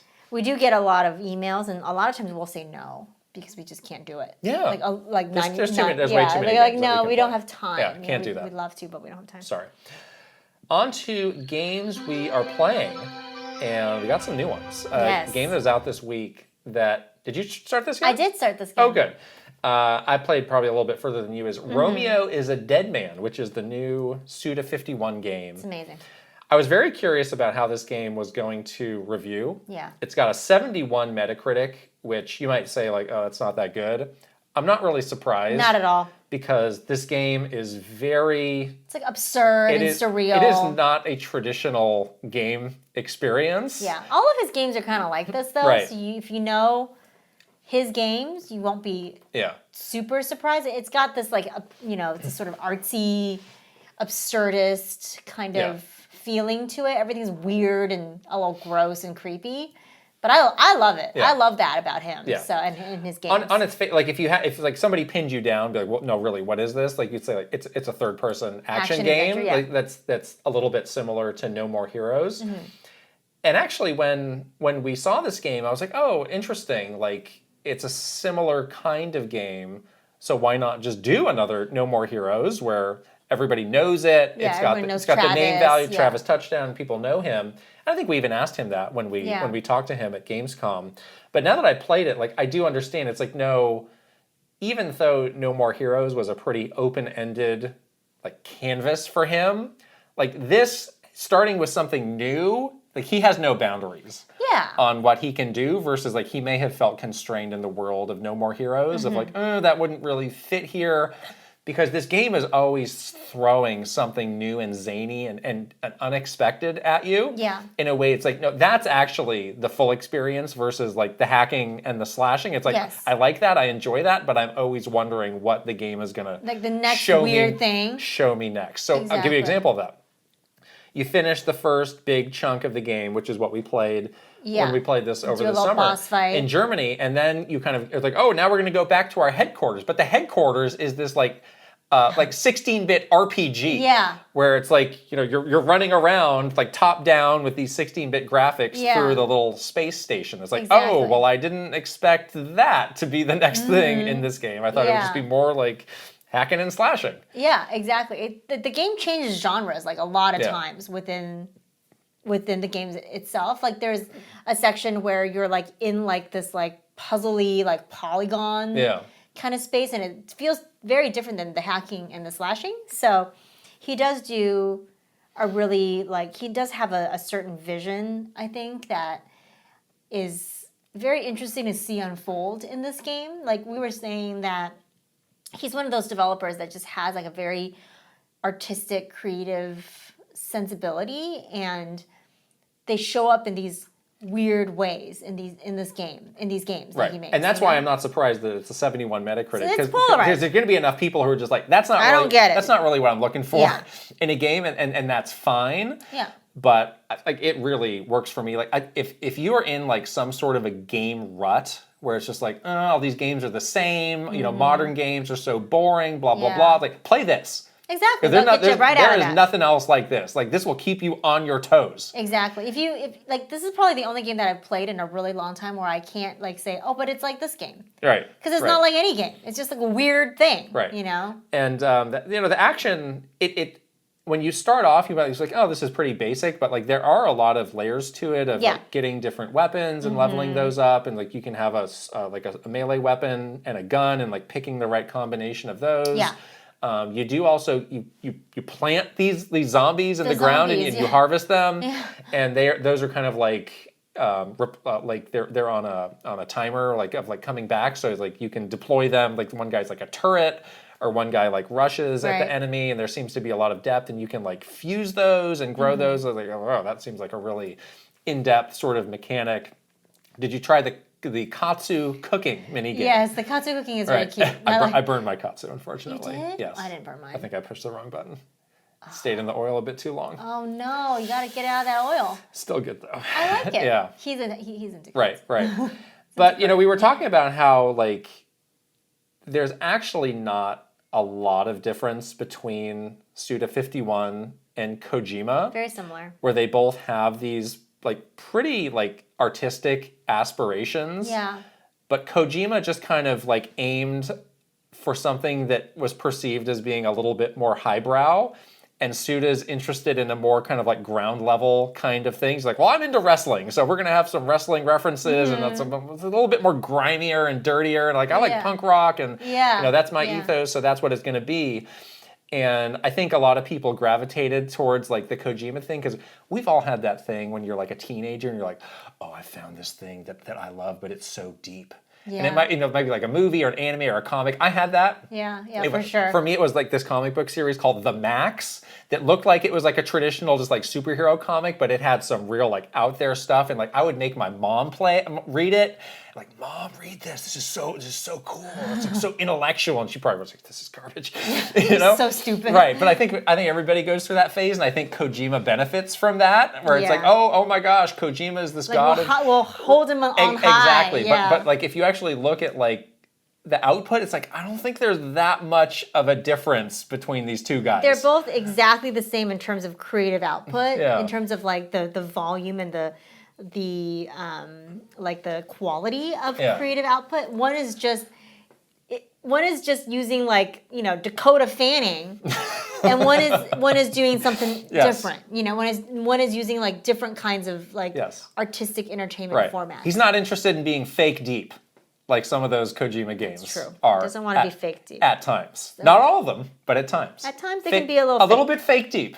Yeah. What was your thing when you were coming up of like, this is so profound? I used to read like really like profound like foreign books. Oh, and foreign books. I would pretend like I was like some like book like aficionado. Like, oh, I'm gonna get like the first edition of this translation is so much better than the third. Oh no! Are you kidding me? Like, I was like 12. No thanks. Yeah. My mom works in a library. Okay. So I was like always in a library, and I would like, poke around the library, Yeah. and I like learned a thing or two about that. And my first job was actually like working. What do you know about the Dewey Decimal System? A lot. Really? In the Library of Congress. Tell me something about the Dewey Decimal System. Well, first of all, no one uses it anymore. Really? We're using the Library of Congress. It's gone? Yeah. Most libraries. Well, that's probably for the best because it didn't make any sense. Did not make any sense. It was like the categorization. But my first job was working for this guy who was like this rich guy, and he had like a personal library. Oh. And my job was to catalog all of his books into the Library of Congress. Yes. And I had this program where I would like do all this stuff. And that guy was Steve Jobs. Wow. No, it wasn't. Incredible. He was like this rich guy. Anyways, Romeo is a dead man. Check it out.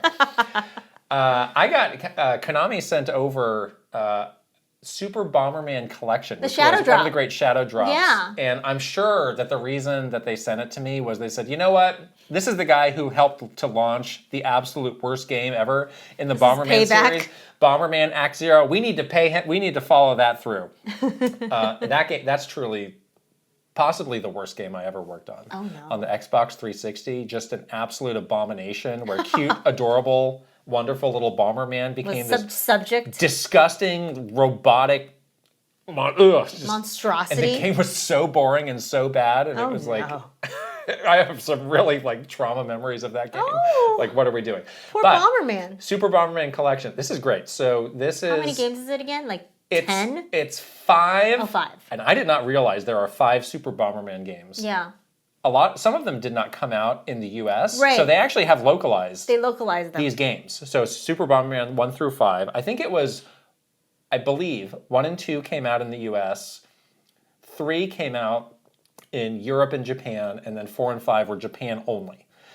And it's interesting because I didn't really get into Bomberman until a bit later, so I never really experienced these games. Although I always knew, like, oh yeah, people like Bomberman, Bomberman seems cool. I just never got those games for whatever reason. I think it was because you needed to get the multi-tap to do, like, they're like, oh, this is a great 4-player game. It's like, well, I got to get this other thing, and that's hard. How many times, as a kid, am I going to have all these people over to do this? So I was like, maybe not now. I think the first Bomberman game I got was on the GameCube, Bomberman Jetters, which was a really random Bomberman game, but I think it was like one of those games that was $20 out of the gate. So I was like, sure, now's the time. Yeah, GameCube, a lot easier to play multiplayer games. Exactly, and it had the 4 things already built in. I was like, oh, finally, Bomberman, yes. Yeah. Now I see what all the fuss has been about. This is great. Yeah. And there's always like some little differences in Bomberman games, but this one, like, there's some stuff that they introduced that I did not realize. Like, starting in like Super Bomberman 3, you can get these like kangaroo creatures. Yes, and I ride remember on those. them. The riding the kangaroos. You knew about this? Yeah. Oh wow! And there were all these weird. like rideable things, like Yes, watch Bomberman ride on this robot. There was like yes, I remember this. Right, so it's a lot of Bomberman, and all of them introduce some new and unique things. I'm really also curious about like the single player modes of these games, which again, like I never really gave much thought to, because it's like, why would I do this when I could play multiplayer or even just play the computer in multiplayer? But I think it's a good time to check those out. The thing that's extra great about these on the Switch 2 is they have game share, but also like the online play is through game share. Oh, so that's cool. They don't necessarily have like traditional online lobbies. It's just like, I'm just going to game share you in online. Oh. Which is a pretty cool way. Game share me in online. We can. I don't have it. We can do that. So like again, we thought game share is like a kind of underrated feature on the Switch too. Not too many games use it. And to be able to do that online is like, that's kind of slick. Yeah. And pretty neat. Wait, how do you do it? So in all those games, we should try it and check it out. But yeah, you can share these games and play them online with up to 4. Some of these games are 5. I don't know if it's 4 or 5 for all of these. What if it's only 2 people? Do they just fill it with NPCs? You can fill it with a computer. Okay. Yeah, you can fill it with a computer. But that's a pretty nice way of handling it. Sometimes with these like online, with these collections, they kind of like the online stuff is like weak or like, oh, they didn't really think about that. Yeah. So it's cool that they have that. There's also a really neat feature that I like in these where when you pick a game, you can press a button to unbox it. and it's like, you know, love here's the that. box, and like, oh, it comes out as the game That's and, cool. the manual. That's a good touch. And you can rotate it and look at it. And you I can like flip that. through the manual, and you can pick, oh, I want the Japanese version. Now give me the European version. And here it comes. It's pretty neat. I like that. It's pretty neat. That's a good touch. Yeah. You need that kind of like attention to detail. There's a lot of that. for these collections. It's very I think that's important. lovingly made, which love I that. appreciate. So there's so many Bomberman games. I would just be like, keep going with these collections. Yeah. Because these are really good. Very cool. This is also like, I think the Switch 2 version is like $25. I was like, that's a very reasonable price for all those games. So there's the 5 Super Bombermans, and then they also give you Bomberman 1 and 2. I think they're the Japanese versions of those, which are like any or Famicom games. So I think there's 7 total games. That's pretty good. On there, and then you mix and match all the different localizations. So there's just a lot of stuff. Nice. You've continued to almost done with plug this game. away at Escape from Ever After. I love this game. Oh. This game is so good. It's gotten better since I Yeah. last talked Wow. about it. Now that I'm deeper into the game. Okay. Story continues to be very cute. Again, the corporate humor. Works for you. Hilarious. All right. Now one of the little missions I had to do was like trick the HR department. Uh-oh. Which was So you always wanted to do. so funny and so well done. And then later on, the head of HR joins my team, which was unexpected and cool. And so now I have all my team members. It's the main character plus 3 like party members. Now my little like wheel is full, so I think this is it. So How do you know you're almost done with this? I looked it up. How many Okay. chapters Okay. there are? I I'm on see. the last chapter. Oh, so, nice. Yeah. Yeah, it's funny because you have the HR lady joins you, and then the IT person joins you, which is really funny. But it's very unexpected, like who the IT person is and like all that stuff. Yeah. But again, the office humor is very well done and very cute. The gameplay has gotten even more fun and interesting. Like every one of your little partner characters has like a different skill that will come into play as you like solve puzzles in the world. Like the HR lady's skill is that it can like magically turn you into different creatures. Oh. So like I can turn into a seal and like swim around and stuff like that. So really cool, like the way that they integrated that into how you explore the world. It's cool. I'm doing this level now where I'm on a pirate ship, which is really fun, and like sailing around and looking for treasure and stuff like that. So yeah, I'm kind of interested to see how this game wraps up because I'm in these storybooks. I'm in like Treasure Island right now, basically. But I want to, because there's a thing where it's like, go to the real world. And I'm like, wait, what's in the real world? What does that mean? I don't know. Oh. So I'm really curious to see like how it wraps up. And then like the other way that you're progressing through the game is you're getting these promotions. Yeah. I kid you not. The promotion levels are basically like exactly what they had at Nintendo, which was like, you know, Assistant manager? like associate, specialist. Yeah. It was like coordinator, specialist, Oh, no. assistant manager, manager. The top level is like director level or something like that. So I have to get promoted and do all these weird things to try to get promoted. Oh, no. And the guy that's like sort of your boss is like this creep. So you're like doing What all kind this, of a creep? He's the man. He's a moon. But like the cow jumped over the moon, like he's that moon. Oh. It's really weird. His name's Mr. Moon, All right. and he's weird. But he wants you to do all these weird, nefarious things. But he's like, I'm gonna promote you if you do this, and you're like, okay, fine. Oh. But anyways, I love this game. It's so good. It's so nice. fun. Nice. It's so fun. I think you said last time like you were still getting the hang of the timing. I've gotten a little better, but I will say that the timing's still a little soft. Okay. Not as precise as a Paper Mario game. So the window is too wide or too small? Wide. It's too wide. Well, doesn't that make it easier? No, it's harder because you don't know when to push it. You either like press it too early. I guess it's too narrow then. You press it too early, press But it too late. you think it's wide, but it's actually narrow. Exactly. On the way like the moves are telegraphed, maybe? Yeah, exactly. Okay. Because it's like block, right? Yeah, And then yeah. the thing's like jumping towards you, and you're like, okay, I press it I see. now. But I it's like, understand. no. It's not like precise. understand. It's not like tuned Yeah, right. Yeah. But otherwise, the game. What are you playing this game on? Switch. Okay. Yeah. I was like, if you're on the portal, is it some like lag No, situation? no, Switch, yeah. Okay. Huh. Just It's is I'm that right? back to my wrist pain though, because I've been playing on Switch. Oh. Is this the new bloody nose? I broke my wrists playing Resident Evil. I think I'm gonna buy the pillow. There's just so much tension. Just grasping that thing as firmly They as just possible. give out. And my wrists just break in half. The magnets fly everywhere. I need to wrap it like an athlete, you know? Yes. I think you should. Like do the little wraps. I used to do that for gymnastics. I think you should. I need the pillow too. I think I need the lap. You need a lot of things. The lap pillow. I need a lot of things Okay. to get ready for Resident Yes. Evil. I have continued to play Cairn, which has been great to pair with my interest in watching these documentaries about the rock climbers. Yeah.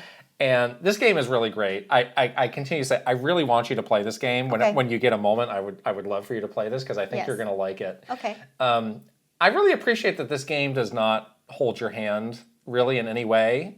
Like there's a little bit of tutorial at the beginning of just teaching you how to play, but then you get to the mountain. It's like climb this mountain, and you really have to interpret like, okay, this looks like a path that I could go down. Because a lot of times you're like walking around the perimeter and you're looking. It's like, well, maybe there is no like go here. There's no like yellow paint, telling you like do this. Paint. And I imagine I've mostly been able to find a suitable path, and there probably is more than one path. But I think you could probably get screwed of like, oh, this was a dead end, and then what happens? You can climb down. I mean, you can go back to like you can reload a save or something, or you can climb down if you want to. But you can get committed down a path. It's like, oh, this was never going to work at all. Right, I'd be worried about that. Right, so that's great, and like the game does it of like communicate. Like there's almost like no HUD most of the time. Like you do that thing where like. Does it vibrate? If you have a bad handhold, you can see like her arm like start to shake. Oh no! Of like your muscles like about to give out, and that's like the moment you know you're gonna fall. We're like, and then And then what happens? I did finally have a fall where I died, which was one of those unfortunate physics things where it's like I fell and then I hit it and I ragdolled and then I bounced and then Then you were like, and then I died. And then game over. There's a game over. Yeah, and then it just takes you back to the last time save. you saved. Okay. I did find some other interesting, like again, the story is very slowly unplaying of like what happened, and now I found on this mountain this old like ropeway system, but it's like broken. So like I found like the cars like smashed on the side of the mountain. It's like, oh, what happened here for this to have happened? Was there like an earthquake or something like that? I don't know.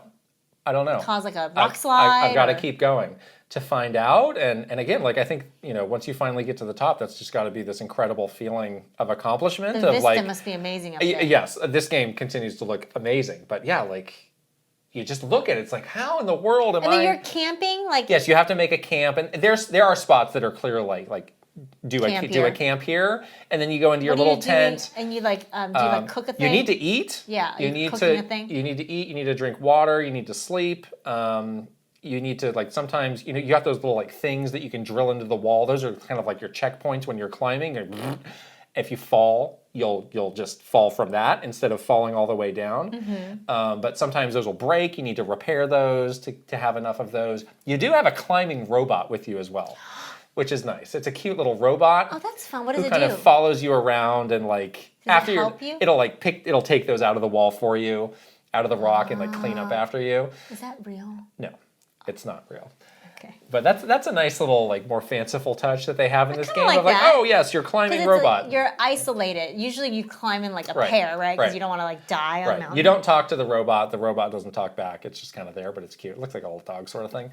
So it's nice. I would like that for real. Yeah, this game is really cool. I try and do a little bit every night of like just like if I could just get to the next save point and that'll be good. Like just slowly chipping away at this mountain. Like reading a chapter in a book. It kind of is. It kind of is. I like it. But it's very good.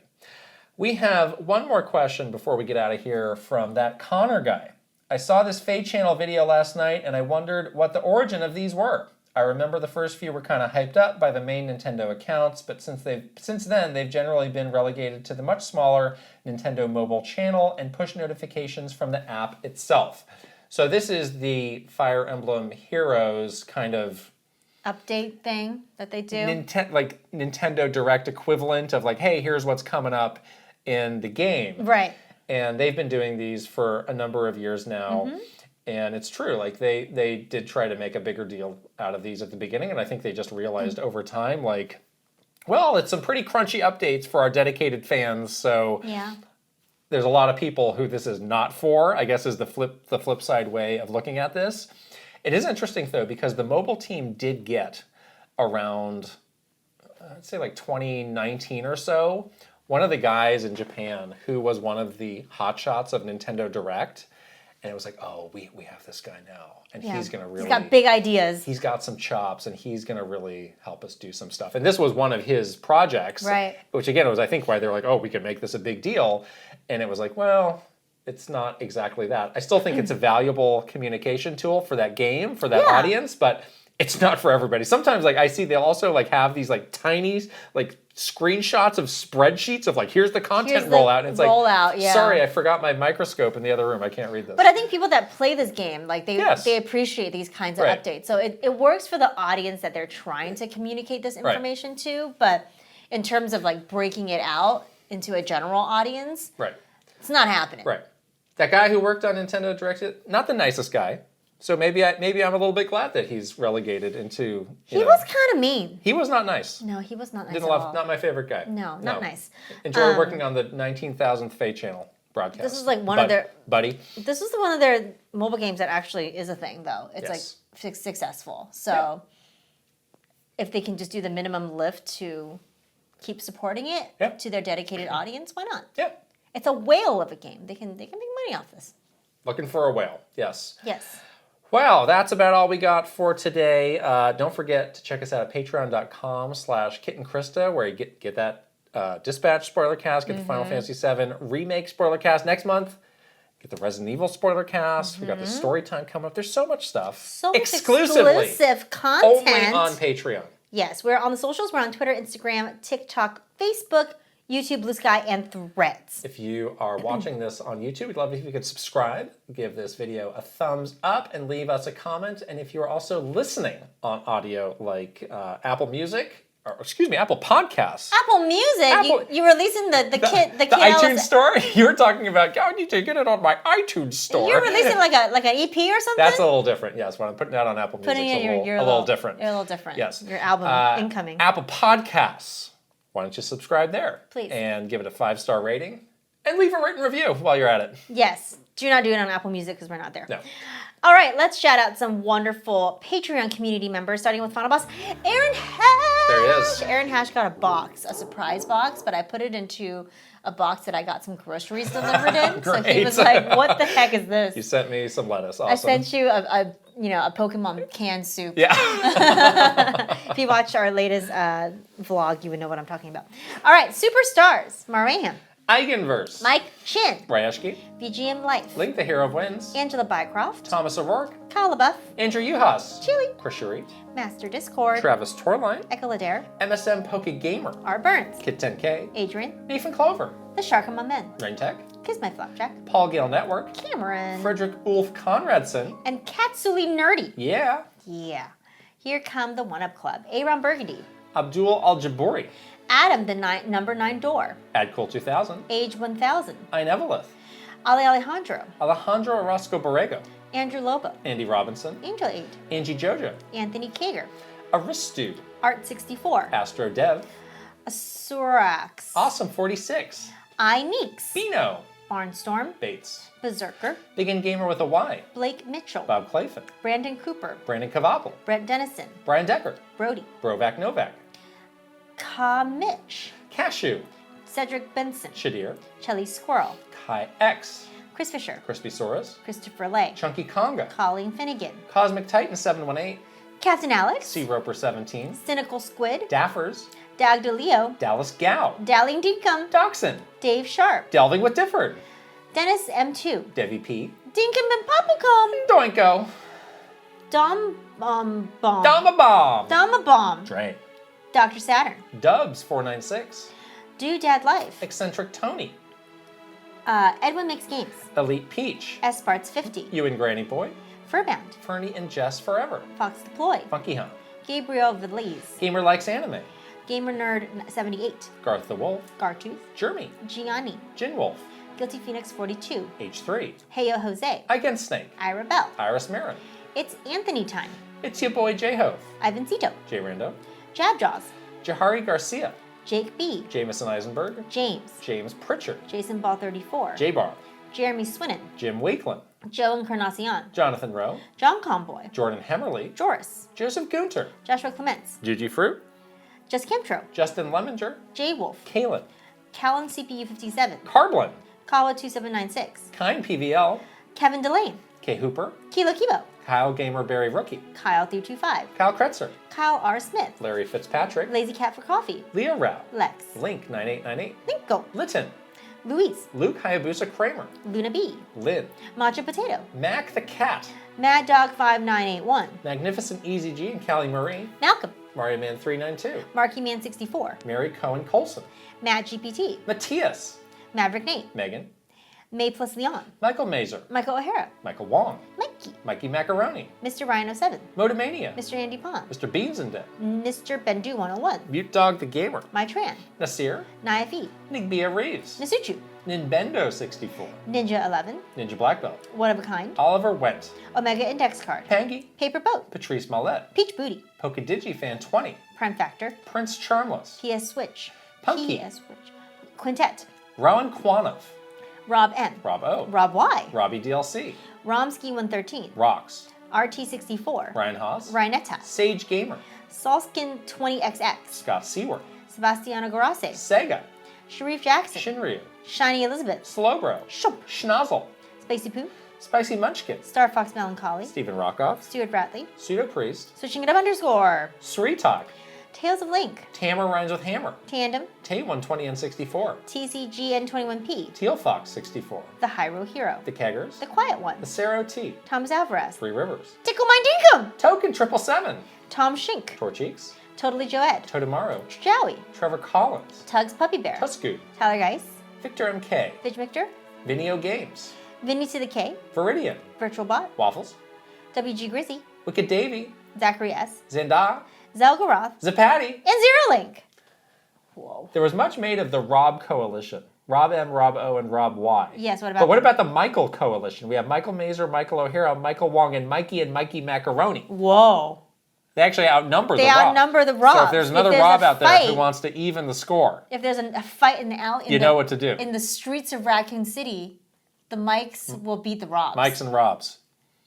That sounds like a game. It's Mikes versus Robs. All right. That is the end of this podcast. We'll see you guys later. Bye-bye. Bye.